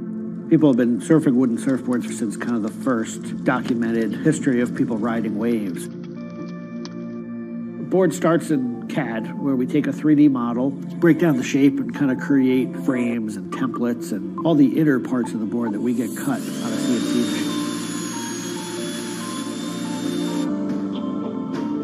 machine. We take those frames and we just pop them out, assemble the frame into kind of a skeleton. We go out to our lumber shed, pick a bunch of cedar, and bring them into our mill shop, put glue along the edges, clamp it all together into a panel. Everything's book matched, you have symmetry in the colors and texture of the wood. Cut your outline. Take our assembled frame, gently put it down right on top of the plank.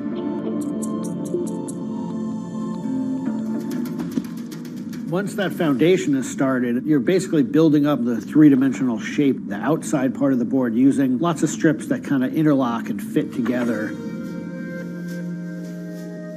Every piece of wood is going to be different, and it's all going to react differently. There are frustrations with it, but I think that's one of the things that keeps it challenging.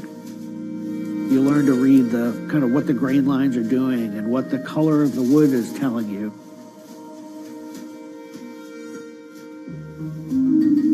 Once those rails are cleaned up, we put our top planks on. It's a little bit like putting a lid on a box. It's like, this is it. Whatever's inside that board is staying inside that board. And by tensioning some rope, you can clamp the two together. It's like a time capsule.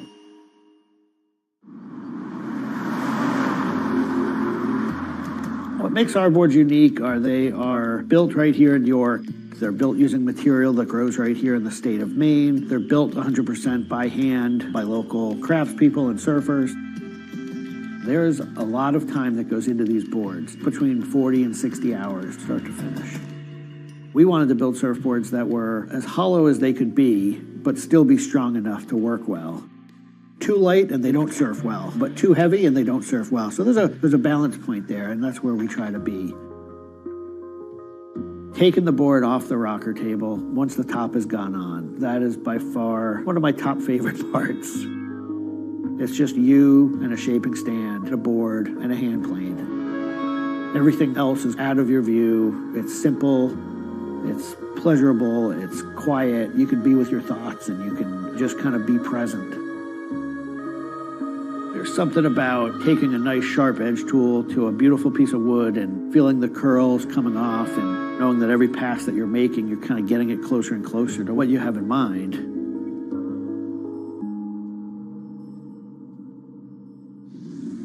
Once we've shaped it down and the board's looking like it's supposed to look like, time for it to go into the glassing room. 4-ounce fiberglass, laying it over the board, draping it over the edges, cutting it, applying epoxy, and on the board. Once both sides are lamb coated, it's time to put in the hardware. Drill and router and install the fin box. And on the other side, we drill and put in the leash plug and a vent.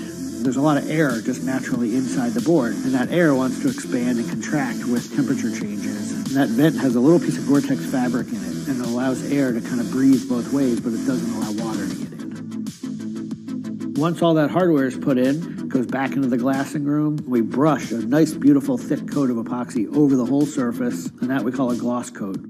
That's supposed to look beautiful and glossy and shiny and flawless. You get to see that board come to life. Whatever the colors in the wood, they really come out. It just makes it look like candy. You just want to touch it and run your hands down it, and it's just kind of the icing on the cake.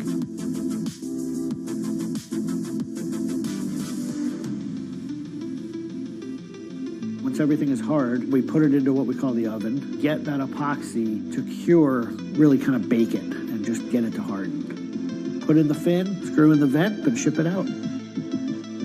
We just love the idea of building something that's sustainable and long-lasting and made by hand. Kind of gives you a deeper connection to the product over something you might buy on a shelf.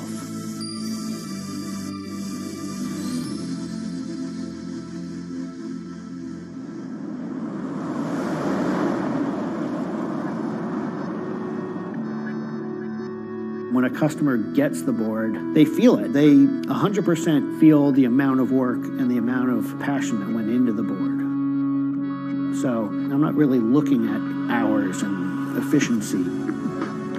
We're looking at like doing it right and enjoying it as we go.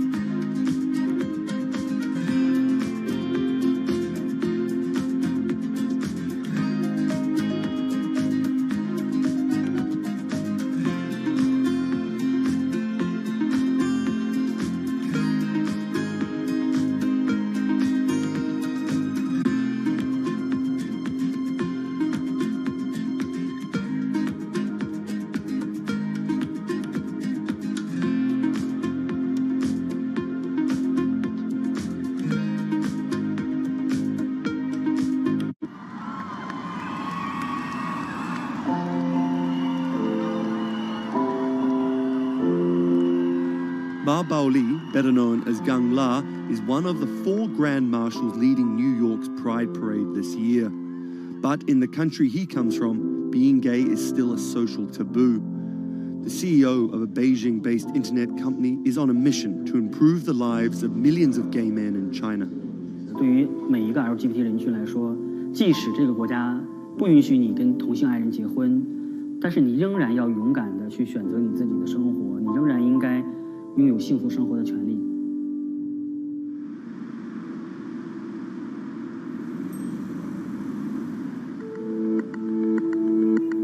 Ma's company Blue City runs an app and a website specifically for gay men. Blued is one of the biggest gay social networking apps in the world, with an estimated 30 million registered users. Unlike most other apps, Blued is more than just dating or hookups. 大家可以在我们这个软件里面找他自己的情感，然后可以阅读相关的内容，然后可以进行一些娱乐，比如玩游戏啊，比如看直播等等。Back in 2000, when Ma studied at a police school in northern China, he realized he didn't feel like everyone else. 因为他们都找女朋友，然后谈恋爱，但是我对长得好看的同性的男生，我反而觉得对我更有吸引力。所以那个时候我就到互联网上去找这样的一些资料，然后希望能够告诉我自己我到底是谁。互联网上所有的信息都是负面的，都是错的，就是说同性恋要电击疗法，要被治疗，然后要吃药等等。After visiting some foreign websites with different attitudes to homosexuality, Ma created his own site for a Chinese audience, encouraging people that 他们也是正常的，他们不用自卑，然后也不用自杀。Even though attitudes towards homosexuals are slowly changing in China, it's still a social stigma. The virtual world of Blued, where members can be open about their sexuality, is for most a striking contrast to their real lives. This is live streaming, a function added to Blued in late 2015, right as the internet craze was starting to take off in China. Many self-made stars like Jin make decent amounts of money by receiving audiences' virtual currencies and gifts. 我们不是彼此的初恋，初恋这种事儿多不靠谱啊。For Kyle and Klaus, a couple who have come out, live streaming on Blued means something different. 其实我经常会收到很多粉丝的一些互动的留言，就是类似就是说你们让我们看到了同志情侣之间的一些希望啊，我看到这样的留言我是很欣慰的。The government's rules for acceptable content online may shift quickly in China, with LGBT material in a grey area. Many companies feel the chill of the recent internet crackdown, but Blue City still runs as usual. Ma has won the Chinese government's trust by helping with HIV prevention among gay men. A third of the company's staff are dedicated to screening pornographic and politically sensitive content. 我不太多的愿意去对抗，我更多的愿意去对话，去改变他们的想法。我觉得这个可能在中国来说是更有效的。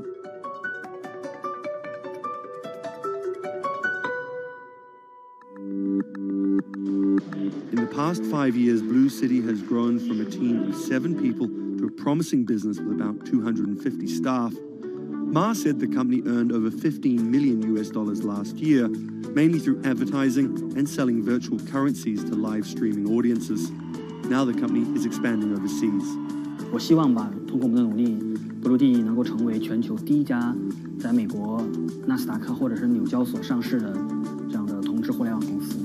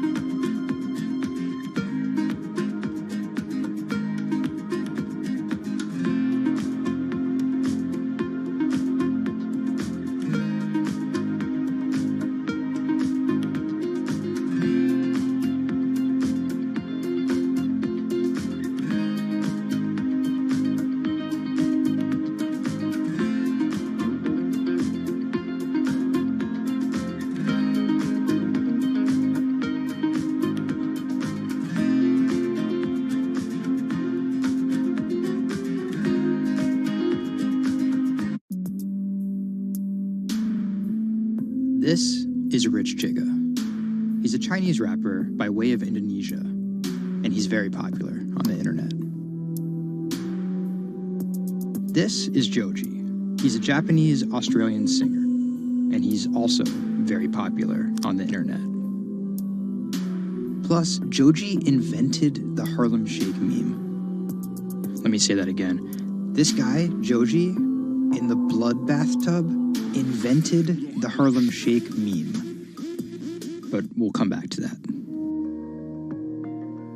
So Rich and Joji are both signed to 88 Rising, an entertainment company hoping to build a lasting global brand that will outlive singular moments of virality.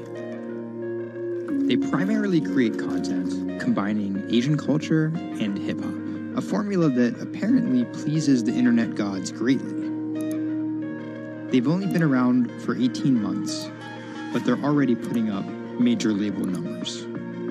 I think that we have an unprecedented collective of talent, a group of like predominantly Asian artists, you know, really like making waves globally, which from an independent point of view as well. 88's founder, Sean Miyashiro, cut his teeth launching Vice's electronic music channel, Thump.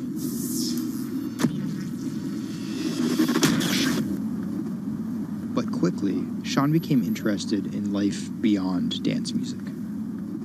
I knew that after launching a whole content platform that I have kind of the ability and the know-how to do it again, but like for what was the question. So Sean moved to the Bronx to start over and figure it out. He couldn't afford an office space, so he worked out of his car at the top of a grimy parking garage.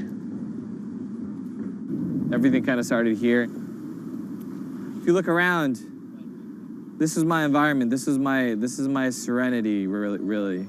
88 Rising was built here.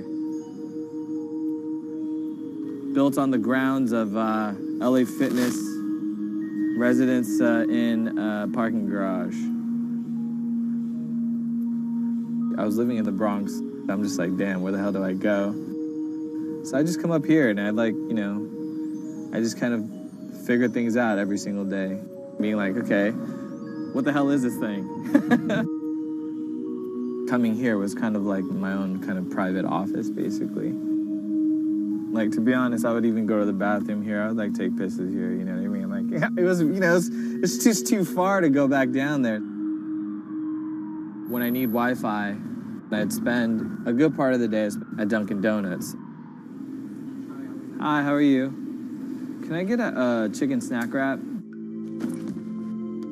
Before 88 Rising officially launched, Sean caught a surprise break in the form of a Twitter friendship with a funny 16-year-old kid from Indonesia named Brian, who taught himself English by watching Rubik's Cube tutorial videos on YouTube. Seriously, that's true. I thought his Twitter was genius, from the future, just crazy. And like just the shit that he was saying, like the memes he was making.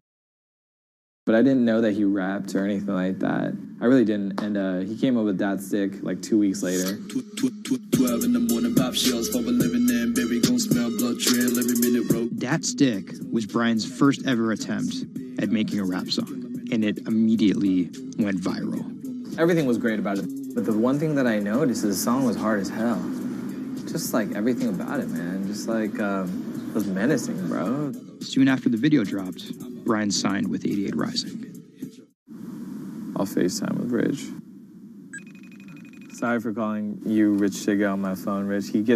Brian, he gets like super pissed off that he's saved in my phone as Rich Chiga. He's like, dude, am I not a human to you? What's good, bro? What's good, brother? How you doing? Doing great. I just did a sound check. How was it? It was tight. So, Brian could definitely rap, but some viewers understandably took offense at a Chinese kid satirizing rap cliches and calling himself Rich Chiga. But if a group of well-known rappers saw the video and genuinely liked it, that could at least help validate Brian as a legit hip-hop artist. Plus, it could be really funny. It was just kind of an idea that I just had on the spot. Everything that rappers say is better and funnier and smarter and wittier. You know, it's just more entertaining. We just edited it as tight as possible, put it up, and it really worked. 12 in the morning, pop shows. Yo, this nigga got a pouch on and a Reebok pouch. This is the hardest nigga of all time. You said when you come for a trigger like me, that was dope. Like, it's just lit, and I think people will take it as a joke at first, but it's like if he ran with that and kept doing more videos like that, it's just lit. You know, I'd never been to America before, and like all of a sudden, just like I see like all the rappers that I listen to just like reacting to my stuff, and I was like, what? How did this happen? The reaction video also went viral and even led to a remix of Dat Stick featuring Wu-Tang's Ghostface. I'll get on that track. You know what I'm saying? Yeah. Really, on the remix? Yeah. Oh, you know him? And yeah, the remix went viral too. Brian has since acknowledged the misstep in his name and claims he may change it. But for the time being, he's still Rich Chigga to his fans. An ever-growing global audience, hungry for more releases from emerging talent around the world. I didn't know that it was gonna be this impactful and this important to people, and I'm very thankful and blessed that it has. And every day now that I wake up, it's like it's just like a new mission every day. A major part of that mission involves Joji. Remember the bloody bath guy? He's a former YouTube personality in the middle of a career transition. The sound of this song, Will He, it's like a trap song that you can like slow dance to. Awkward prom shit, you know what I mean? I used to do crazy episodic internet videos. It was going well. And one day, it was me and a few friends just in a room. We were casually chilling, and then someone plays the song, and it's brand new at the time. I happened to have a lot of costumes laying around, so I told the other guys, I was like, get in these costumes and let's just dance to it, like who cares? We were like, okay, let's just go crazy at the drop. So that video goes up, I go to sleep, and the next morning, everyone's doing it, like next morning.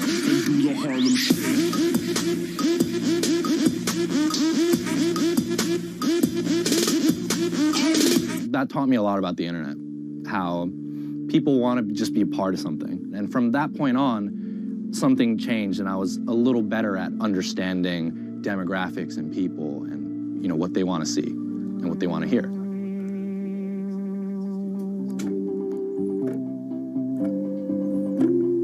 I was friends with a couple other artists who were affiliated with 88, and then I also started to realize that 88 is the bridge between Western and Asian entertainment, and I really wanted to be a part of that. Joji just released the In Tongues EP, his first project as a serious artist. Joji's In Tongues record came out a couple weeks ago. It's #2 on Billboard on the R&B charts, which is crazy for, independent release, and he's like a brand new artist. And the success is even more impressive, knowing he went from creating something like this. It's just Taco Bell. What could possibly go wrong? To creating something like this, the newest music video for his song Demons.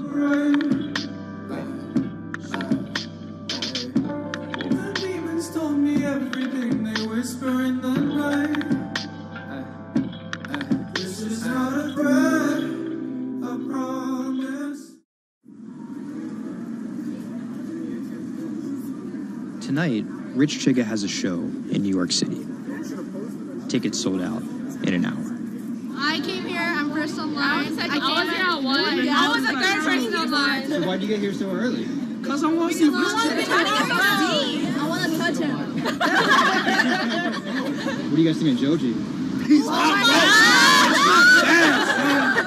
That's my dad, son. You guys cop the new EP or like? Yeah. I woke up at 6 in the morning just to cop that shit. And then I listened to it, and that shit started making me cry.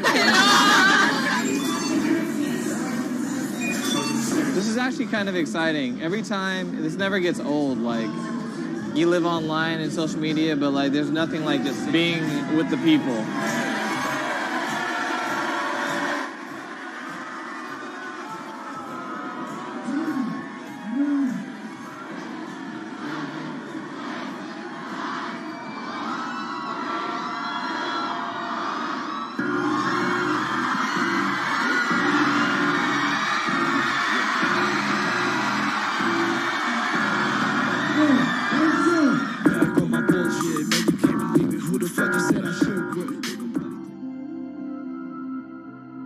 More often than not, viral success happens by accident. And then after an appearance on Ellen or Jimmy Kimmel, the creator's star power fizzles out. But Idiot Rising has figured out how to turn potential gimmicks into brands with an actual following that keeps coming back for the next thing. Oh, shit!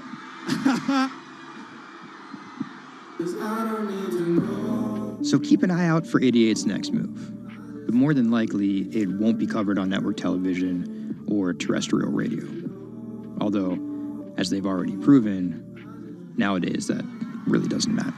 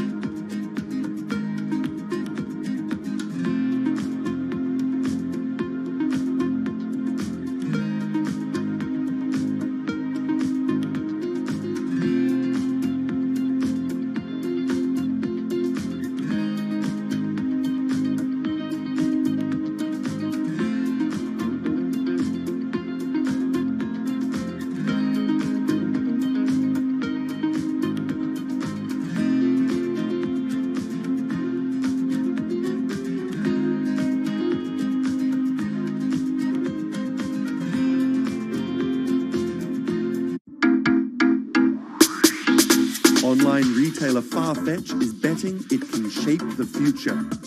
This is its concept store, showcasing the latest in retail tech. How do you capture all of that fantastic information that you gather in store with customers, touch and feel products? And we created a concept called the connected rail. And this is using a combination of RFID and ultrasound. The RFID signal recognizes the product, and the ultrasound recognizes the movement. Take the product off, and then you'll start to see your products appear. And essentially, it's like online browsing behavior. Whichever products you touch and pick up in the store are automatically sent to your app. This is effectively what you've created is your in-store wish list. In the middle, you'll see essentially a hologram of the product. What the customer sees, they control the experience on a touch device. What this allows the customer to do is take elements of products and then add their own style to it.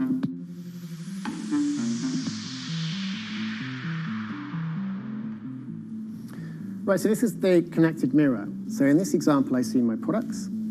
I select a coat, and that's tried it and it's slightly too big for me. So what I can do is choose an alternative size and send a request to the sales associate, and they'll bring that size to me in the fitting room mirror. You'll also see that we've got some product recommendations here.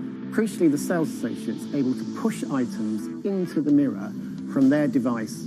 If you wanted to, you could simply use the mirror and pay and go. Your items would then be packed and dispatched to you afterwards.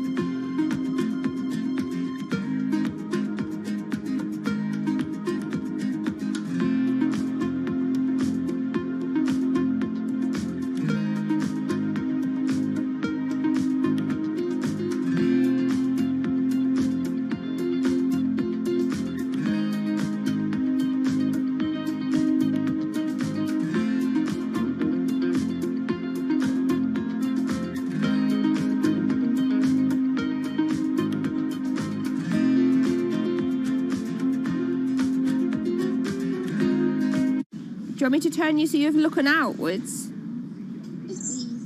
Yes, please. How about there? First time we came out with B, Jade said it feels like I've been released from prison. Do you want these, Mrs? Definitely. Definitely. Right. Yeah. And she could say hello to everybody, people she hadn't seen for months. It's It's Jade. Jade. Oh. So you can talk to Jade through this. Hi, Katie. She's there. Hi.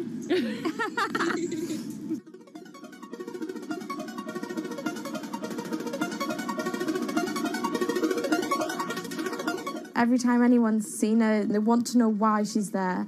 And it's kind of the opposite of when you're in a wheelchair and people see you and they kind of go, oh, should I look? I don't know what the right protocol is. When there's a tiny robot with its bright little eyes going around just looking happy everywhere, it really opens you up for conversation. You've got some friends here, look. Hiya! When I saw her for the first time, I remember thinking, this is going to change things. This is one of those points where if this was a book, this would be the cliffhanger.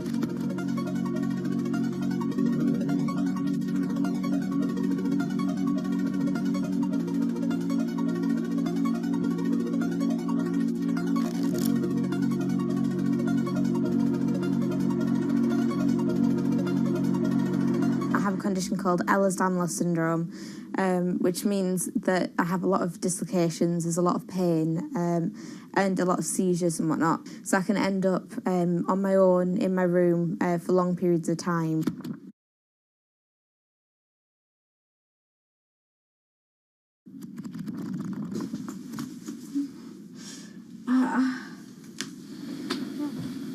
Yeah, my love.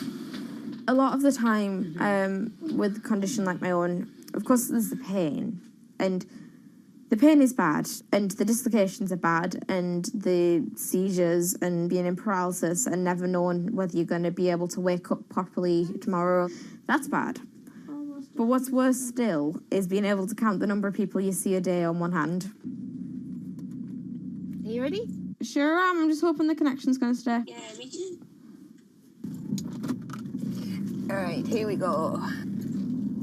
When you're used to just the same little metre by metre and a half window every day, and you've been there for months, being able to just see the sky from somewhere else, or the tops of trees, or a sign, is incredible. Or being able to have that kind of chat in the car that most people would probably take for granted. I'm going to go past Grandma and Grandad so you can give them a wave. Now, if Jade is particularly seizure-y, she can still take part. And that's brilliant, really, because before she would just be left in a bed or in the house with just her carers. It's quite a small world, that. Right, so there's one of them. Here, this costume I'm busy making at the moment. When I'm not on bed rest and I'm not just wearing pyjamas all the time, I enjoy being able to dress as different characters and go to Comic Cons and that kind of thing, because it just lets me show a different side of myself, and it's a bit of fun. If you can't go out that often, you've got to enjoy it when you do. Was that? It's good. It's one of those weird things where I want to not have to use B because I want to be well enough to be able to go to those places myself. Like, it really makes a big difference to me to be able to go into school. But the thing is, with my condition fluctuating all of the time, I can't go into school reliably.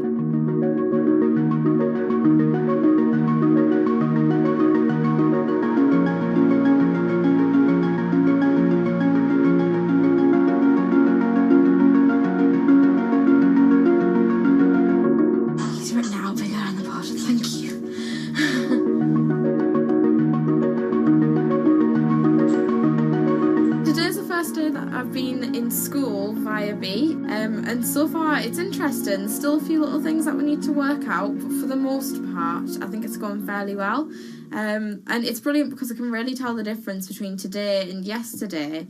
How yesterday I forced myself to go into school when I wasn't very well and I was really tired afterwards and ended up having loads of seizures, whereas today I've been able to do all of the work. I've been able to keep a clear head and not be ill, which means I'm able to be more focused on my schoolwork. So there is my first step of working, is to simplify root 8. The algebra test is next week. Now I'm trying to make friendships which I'll be able to maintain with B. Before that, I've ended up letting people down quite often. B gives me hope, yeah. She's just always there. And if I can't do something, she can. And if I need sort of assistance to be able to make commitments, then she's there, and she means that I feel like a more valuable person because I'm more reliable.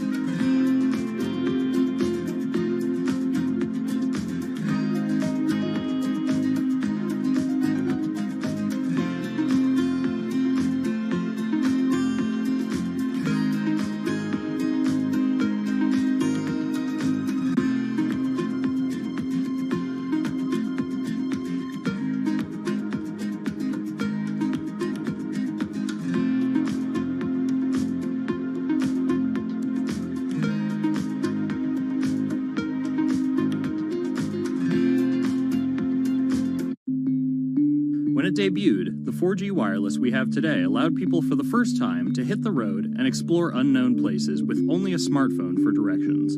When 5G arrives, it could enable driverless cars to take us there as well. 5G stands for fifth generation mobile networks or wireless systems. It's insanely fast and can accommodate a lot more connected devices.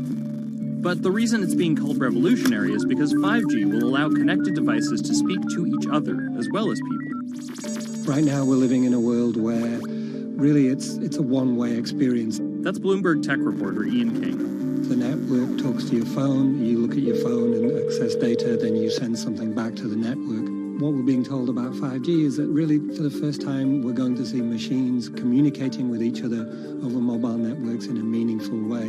5G could end up being 100 times faster than what we have now, with speeds that could reach 20 gigabits per second. In plain English, that means downloading a full-length HD movie in seconds. 5G will also increase total bandwidth, which we will need in order to accommodate the growing Internet of Things. We're talking about the class of devices like internet-connected refrigerators, thermostats, dog collars, but 5G will enable many, many more. Things like your utility network, factories, where machines are just sat there not connected at all. Suddenly they're all going to be connected. Suddenly we're going to be able to have real-time monitoring. Other things like cars, like utility poles, like your light, the light poles. But perhaps the biggest advance will be a huge reduction in communication lag time, known as latency. A network of driverless cars will need the speed of 5G to ping each other multiple times per second to avoid collisions. Near instantaneous data transfers could allow doctors to perform surgery remotely with a robotic scalpel. So how will all this work?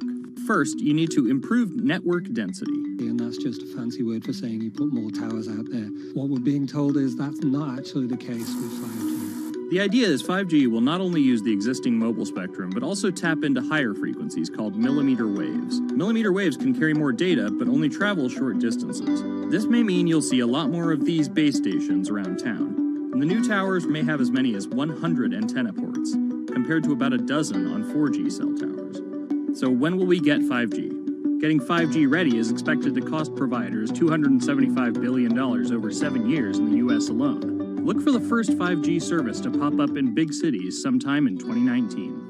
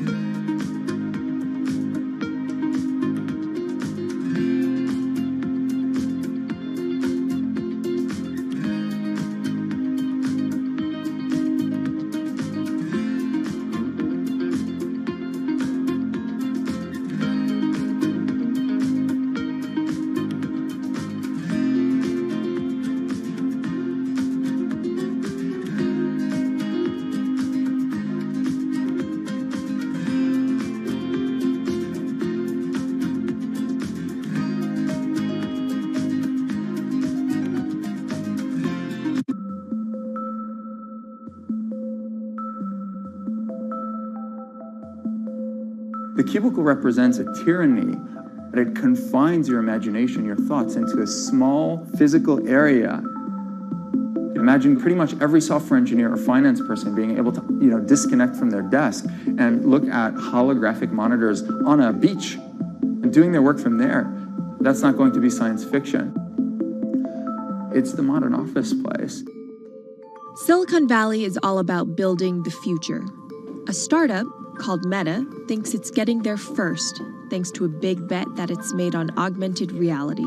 How are you? Good, thank you. Welcome to Meta. Thank you. Call it a 360-degree office where you can spatialize your thoughts as part of your workflow for education, architecture, design, engineering, etc. People often mix up augmented reality with virtual reality. VR totally blocks your ability to see or hear the real world. AR overlays holograms onto what you already see. Meta has tried to make its version of the workspace feel familiar. You grab the hologram instead of using a controller or a mouse, and your brain already knows how to do it. In other words, we've designed an operating system that humanity has always known how to use. So you can see this eyeball, which is, by the way, photorealistic. You can see my hand is occluding the eyeball, and now the eyeball is occluding my hand, right? You see those two circles? They get small, and then they turn into this glowing white ball, and then I can move my hand around supernaturally. I can do this with two hands and rotate the thing. I can stretch it. I can throw it back right into the shelving system, and that's all you have to learn to become a modern worker. And to prove this, the employees at Meta have started to get rid of their computer monitors, trading them in for Meta's augmented reality headsets. Myron thinks that in less than a decade, we'll all be just wearing strips of glass that can project holograms.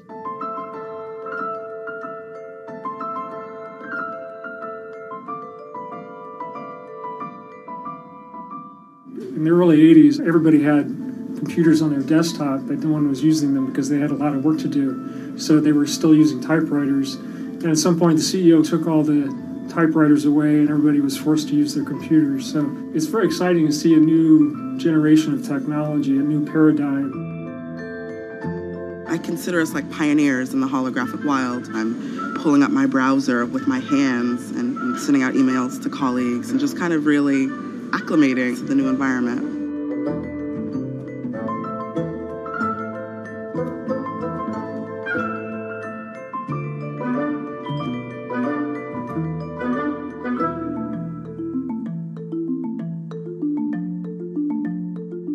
Now you're putting on my computer, essentially. Our digital lives live on our phones. We have all of our pictures and notes and all these kinds of things. So why don't you write yourself a little sticky note? I like it. And go ahead and just take your fist right over the top of the sticky note and close your fist. And now... Oh, what? Meta's own transition to augmented reality has run into plenty of unexpected problems. And it's still going to be a while before you'll start to see these devices in your office. But I think it's a future worth waiting for. If we could see these holograms between us, we will have been able to share our work with one another more naturally, more efficiently, and more productively than ever before. Humanity will have evolved slightly.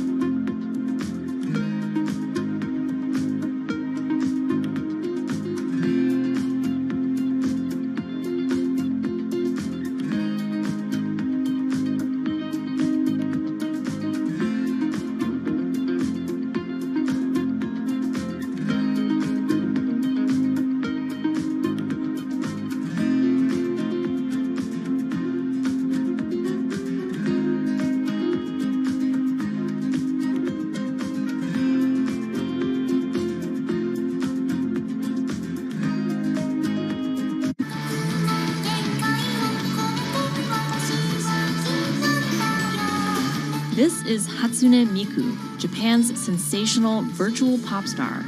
She's released over 100,000 songs in multiple languages and performed sold-out concerts around the world. Her image has appeared in games, on TV, in car races, and is even etched on the side of a Japanese space rocket. I came for Hatsune Miku, Carlos.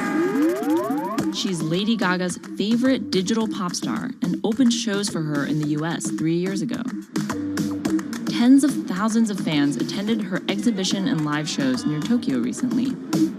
理想のアイドルっていうと、どの曲でもミクはすごい綺麗に歌ってくれる。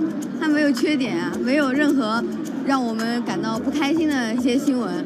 She's everything to everybody. That's probably why she's so popular. Miku's creator Hiroyuki Ito and his Sapporo-based company have been developing the virtual diva for over 10 years. 初音ミクとは、キ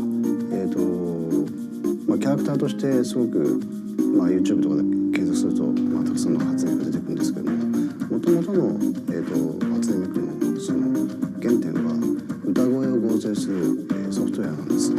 Both the software and character are named Hatsune Miku, meaning the first sound of the future. Originally based on Yamaha's Vocaloid technology, Miku the software has a sound bank containing voice samples and a huge array of tools. You input the melody and lyrics, then Miku the character sings them.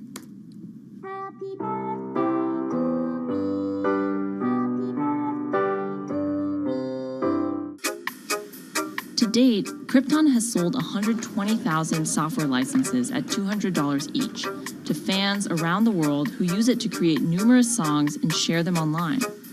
Some of the fan-created songs are chosen to be part of Miku's concerts, for which they're paid a royalty fee. もともと初音ミクっていうその、存在自体がそのボトムアップって言いますか、中にはアマチュアクリエイターじゃなくて今もうすでに、プロになって活躍している方もいらっしゃるんですけども。The company also has other revenue streams. It makes money from merchandising, licensing deals, and concert ticket sales. According to the real-life musicians who perform with Hatsune Miku, the virtual pop star is interesting and surprising. 今年で3年ぐらい、ちょうど3年ぐらいになってきて、ライブも数十本、数百本だったので、そういうことが演奏によって起こせるためのそういう器みたいな感じになっています。初音ミクらしさって僕はあんまりない。初音ミクって何だってあり。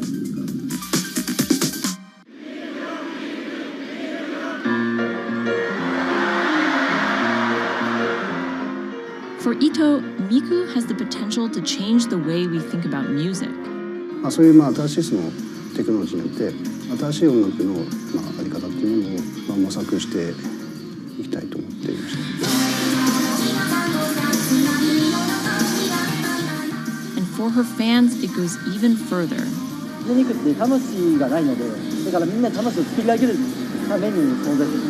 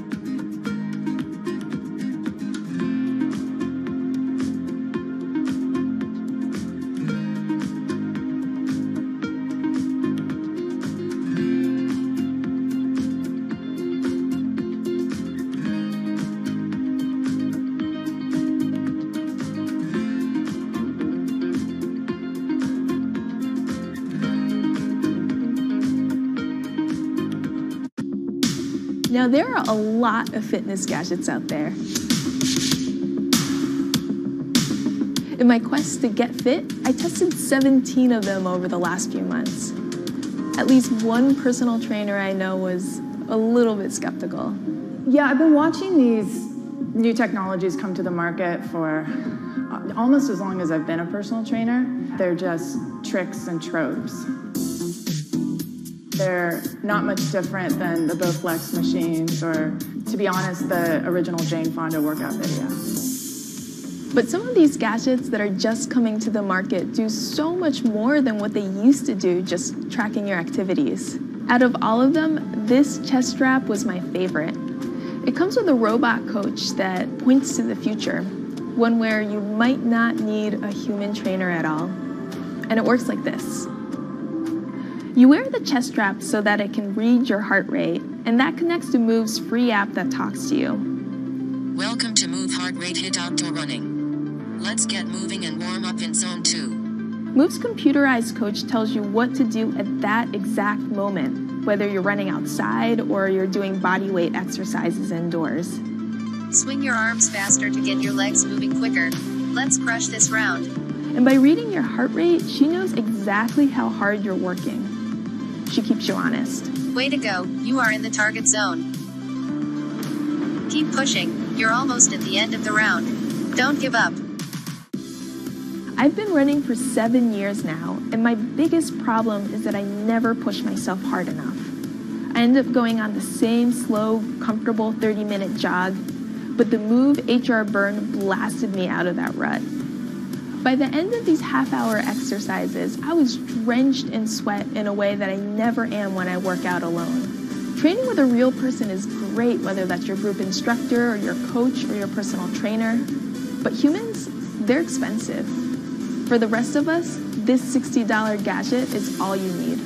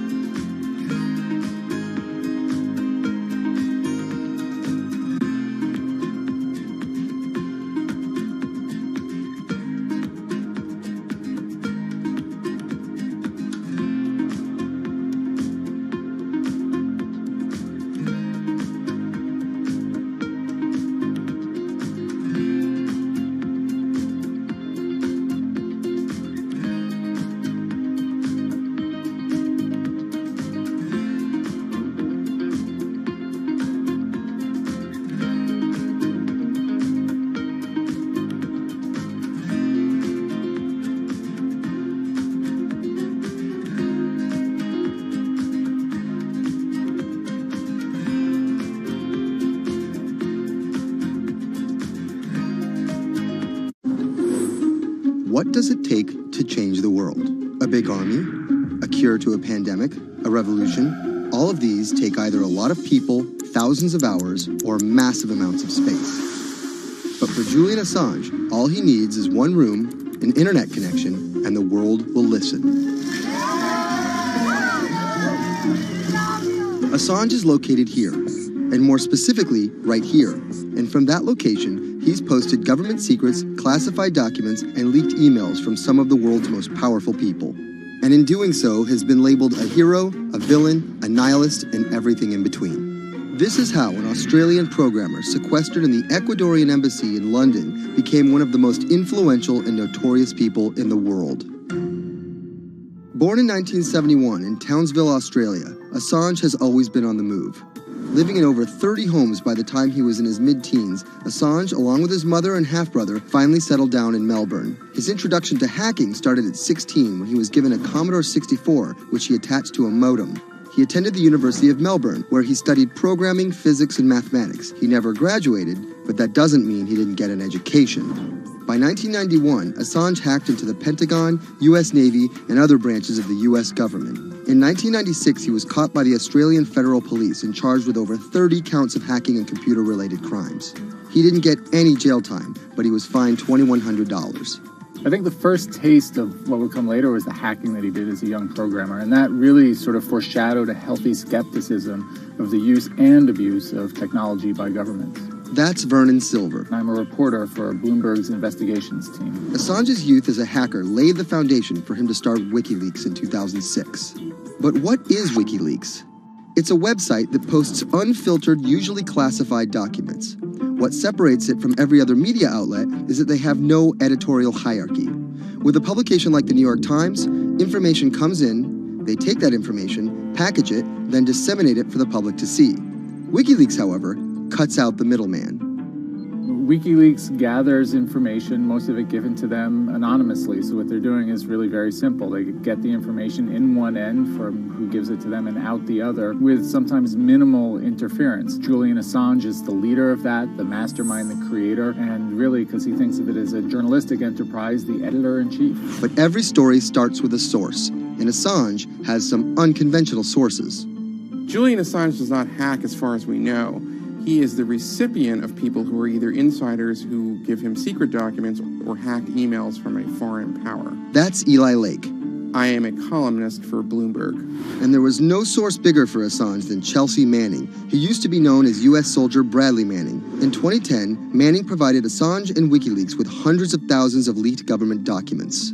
WikiLeaks quietly began releasing the documents in February of 2010, then made big headlines in April by posting what is now known as the collateral murder video. Come on, fire! It was a vivid, graphic video. It changed the debate on the Iraq War, and importantly, it put WikiLeaks on the map when they put it online, and they couldn't be ignored at that point. And those leaks were just the beginning. They went on to post more than 90,000 leaked documents known as the Afghan war logs, 390,000 documents known as the Iraq war logs, and 250,000 private messages between diplomats called cables in what is now known as Cablegate. These leaks were met with very real ethical questions. The problem with publishing those cables was that a number of confidential sources for U.S. diplomats who faced real danger when their names were exposed. Then Secretary of State Hillary Clinton drove the point home that every country, including the United States, must be able to have candid conversations about the people and nations with whom they deal. Shortly after Cablegate, the Swedish government issued an arrest warrant for Assange on allegations of rape and molestation. He claimed the allegations were fabricated to get him extradited to the United States, a claim the U.S. government denied.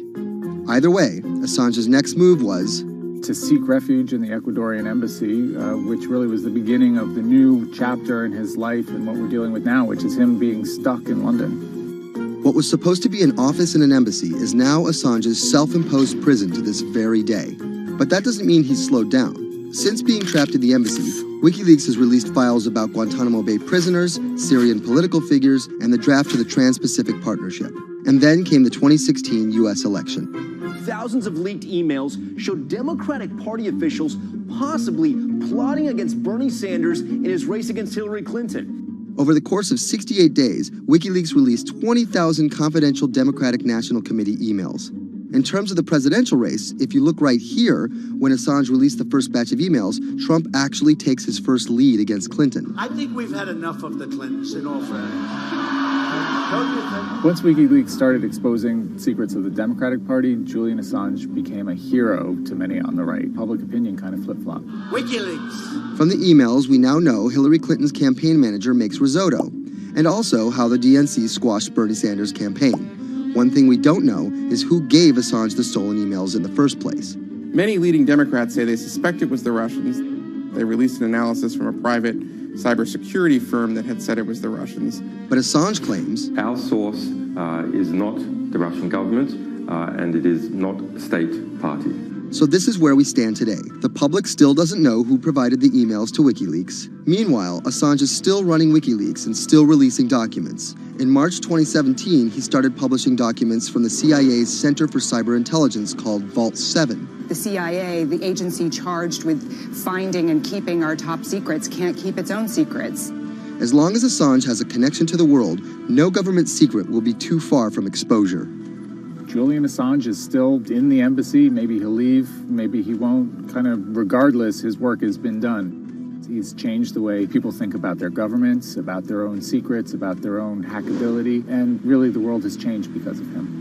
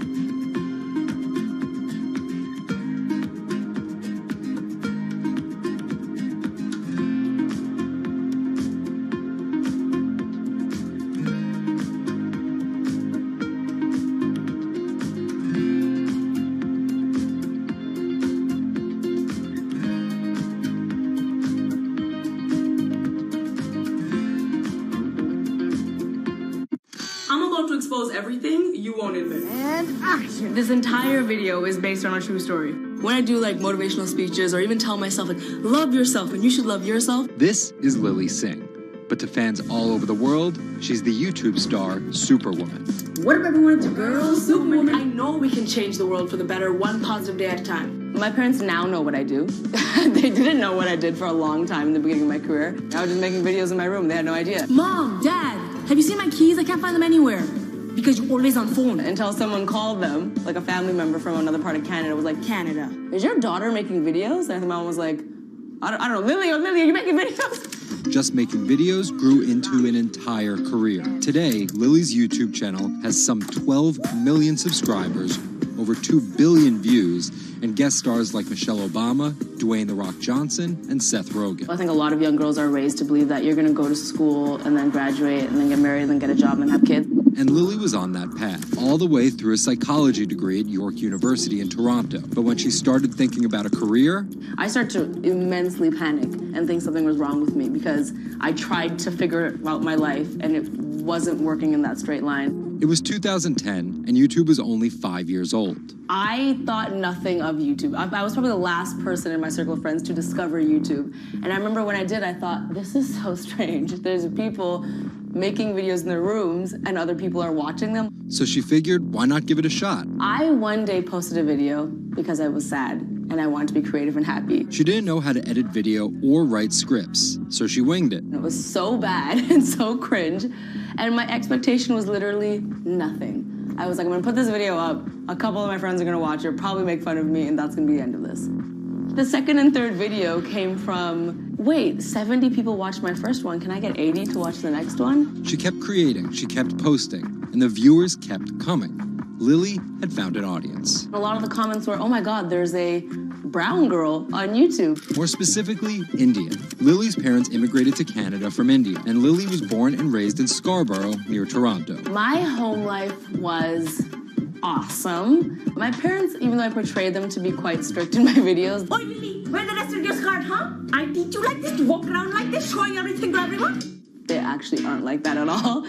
They're pretty modern and pretty cool. Your dress is short. Don't know what for. And were pretty lenient with me. I mean, I got away with a lot of things. I was a brat. I was a brat. She had a different idea of what she wanted out of life than other kids. In a grade school graduation slideshow, her classmates said they wanted to be lawyers and doctors. And then I came up and I was like, rapper. Making out with your friends, man. But then you say that you hate hoes. I could just feel my parents being like, why? Because that's just not something women really did in the Singh family. I know there was a ton of people that weren't happy about my birth being a female, so I think, and that's some real-ish, but it's a real thing. The best thing I could have done to prove to so many people that didn't want my mom to have a daughter was to become Superwoman. What up, everyone? It's your girl, Superwoman. It was the name of Lily's favorite hip-hop song by Lil Mo featuring Fabulous. I love the song so much because it was one of the only songs at the time that was an empowering female song, where Lil Mo's going on about, like, I will save guys with my superpowers, and I will save girls with my superpowers, and I am the Superwoman. I thought, this name that I've had for so long that empowered me when I was younger, I'm gonna make this my screen name. Maybe there should be a new series. Superwoman didn't just burst onto the scene overnight with a viral video. It was a steady climb fueled by hard work. The moment that I thought this is going somewhere and this could be a career was the first time I performed internationally. It was in India. And it was the first time where I was truly across the world and people knew my videos. Singh has transformed herself from a bratty kid to an internet personality to a media mogul. She starred in a feature film, A Trip to Unicorn Island, in 2016. And her book, How to Be a Boss, hit the New York Times bestseller list in 2017 while she was on a 30-city international tour. Lily started out with the goal of getting millions of subscribers and financial security. Hurry the hell up! But after surpassing those goals, success has new meaning. I've really come to terms with the fact that my definition of success is what's the best legacy I can leave behind. And it's not the number of views and the number of subscribers. It is the number of people that can say, this girl changed my life or changed something in my life positively.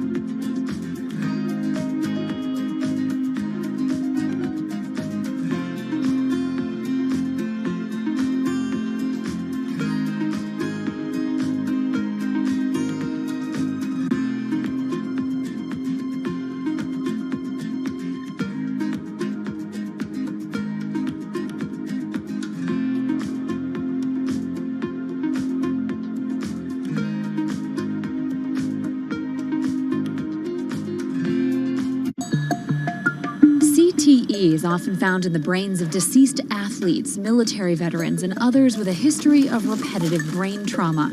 Hundreds have donated their brains to the VA Boston University Concussion Legacy Foundation Brain Bank. This is a former NFL player who died in his early 70s, and this is a veteran who also died in his early 70s. Dr. Ann McKee dissects these brains. The hippocampus and the mammillary bodies are very important for memory. I can see that they're slightly affected. McKee recently dissected the brain of former New England Patriots player Aaron Hernandez, who was convicted of murder and later committed suicide. You'll see right away that the brain is showing signs of shrinkage. You can see the crevices in the brain that you can't see in the normal. McKee says Hernandez's severe case of CTE impacted his decision-making, depression, and ability to control rage and aggression. Right now, she thinks we're underestimating how many people have CTE. We were able to distinguish between CTE and controls and CTE and Alzheimer's disease.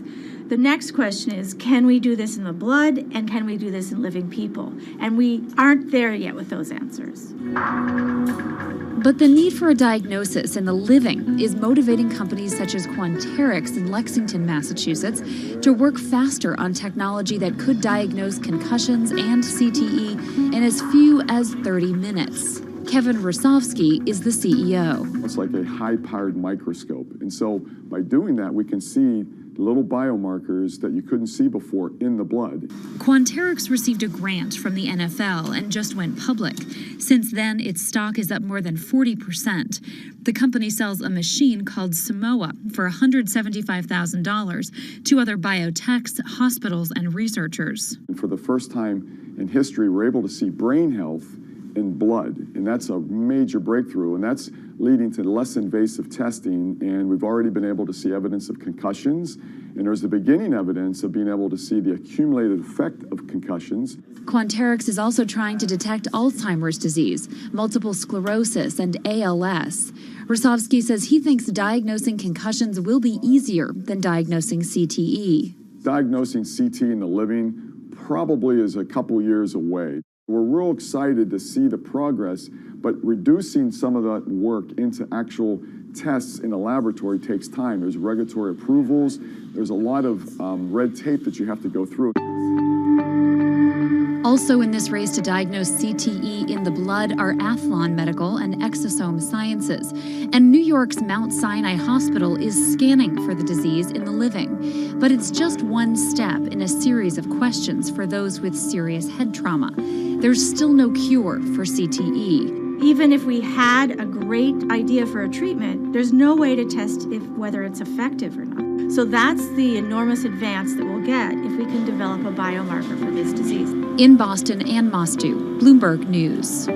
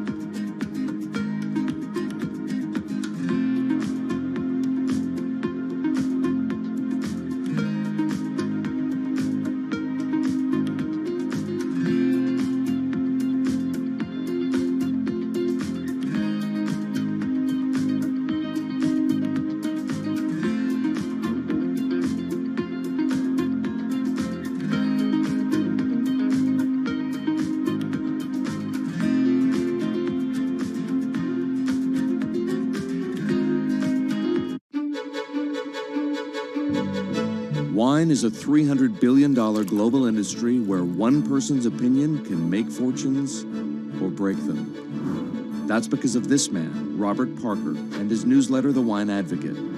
For 3 decades, he dominated as the world's most influential wine critic.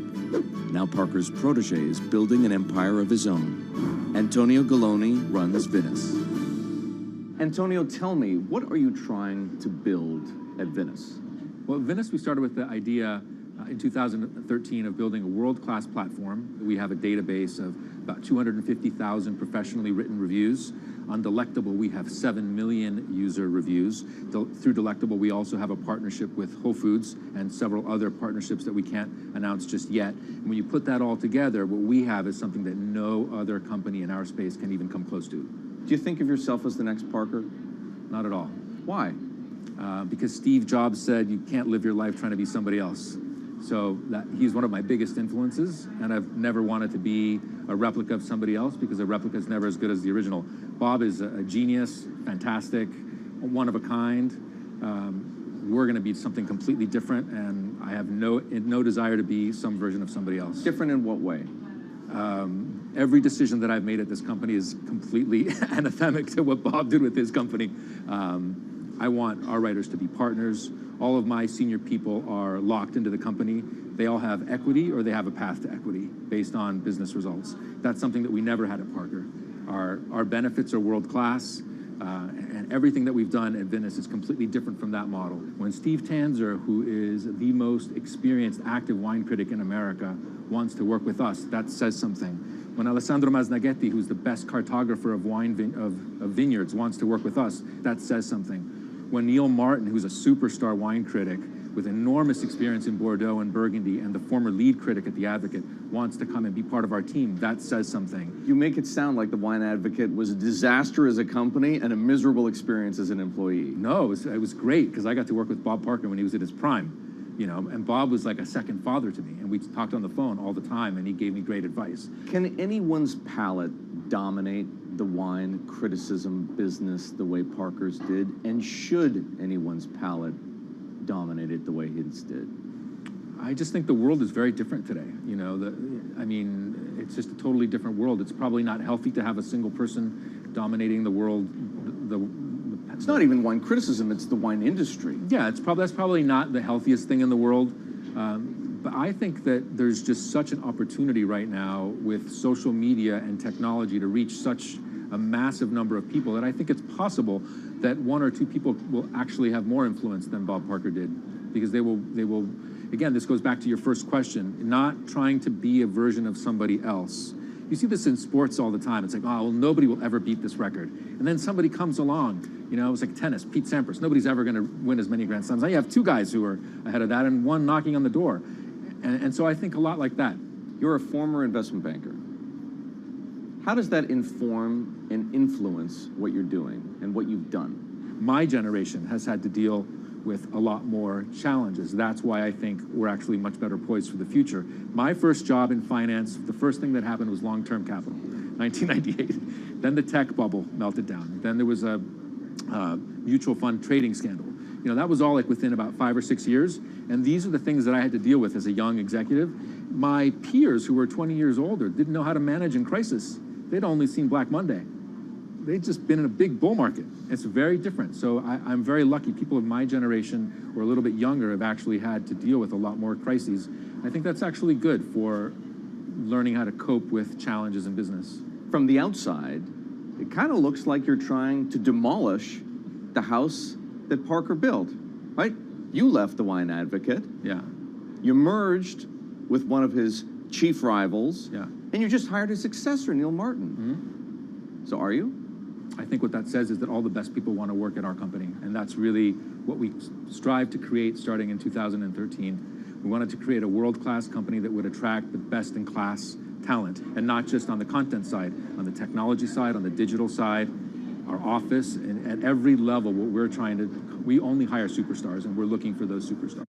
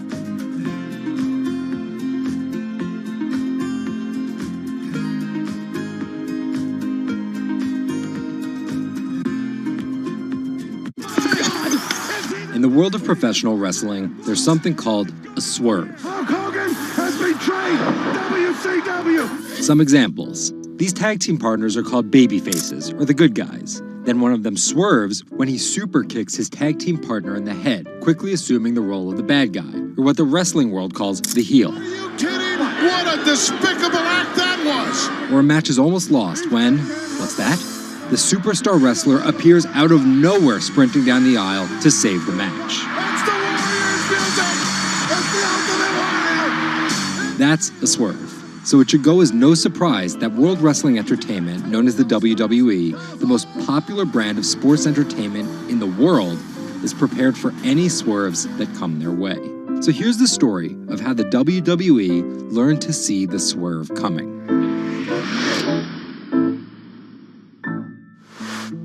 So I spoke to Bloomberg reporters Felix Gillette. I'm a writer for Bloomberg News for the global business team. And Kim Basine. And I'm the U.S. luxury reporter at Bloomberg. To find out exactly how the WWE is positioning itself for an all-out global invasion, which starts with a massive change to their lucrative pay-per-view model. WWE basically pioneered the pay-per-view model on cable.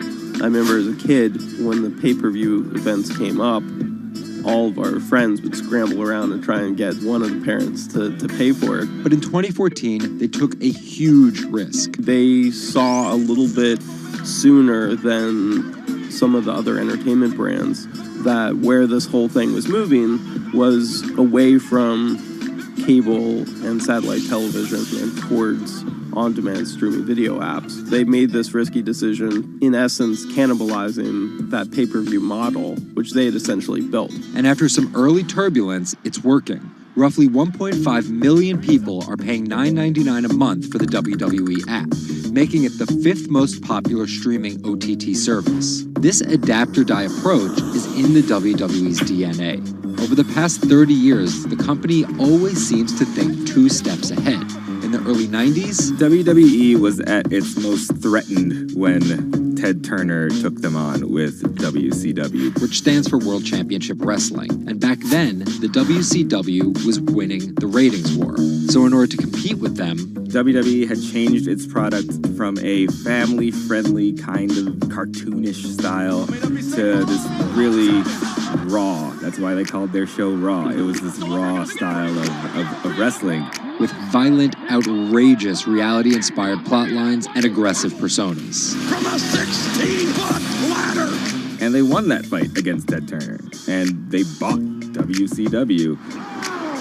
The early 2000s ushered in an era of testosterone-driven programming aimed at the red-blooded American male. Bra and panties matches, and people smash each other over their head with like barbed wire bats and things like that. Until 2015, when WWE fans started a hashtag Give Divas a Chance. Since then, WWE has hired 40 more female wrestlers, and that growing cast of female characters was part of a much larger plan. They started to try to appeal to a broader set of people. Let's attract more female fans.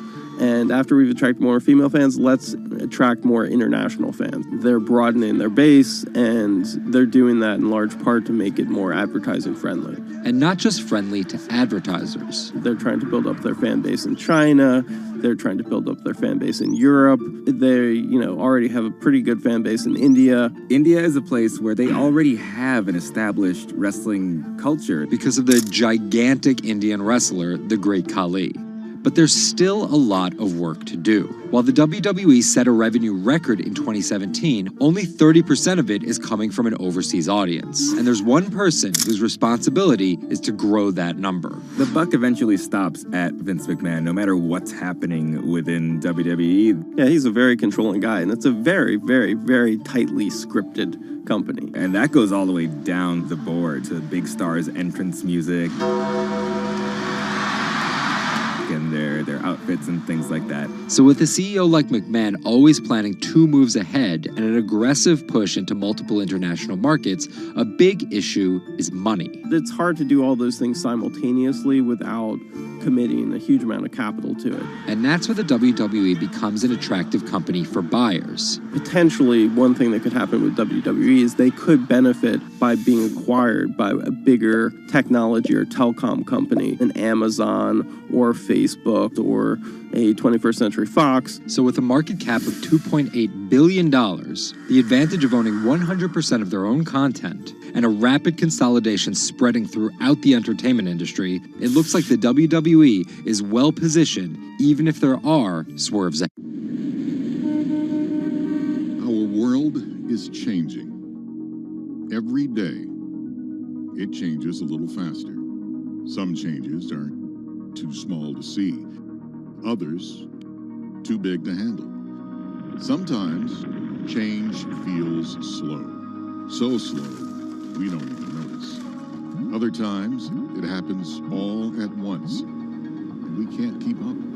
For our climate, change means many things. And between too small to see and too big to handle, there is a whole world of difference. The clock is ticking. This is Bloomberg Green. Saving the seas. This week, the deep-sea diver who stopped writing the ocean's obituary to find a solution. Enric Sala tells us why the next 10 years matter most. And globalization needs to get greener. Shipping accounts for nearly an eighth of all transport emissions. How can the industry clean up its act? Plus, protecting coastlines comes at a huge environmental cost. But one Israeli startup found a way to keep the sea out and the animals in. From London, I'm Anne-Marie Hordern, and this is Bloomberg Green.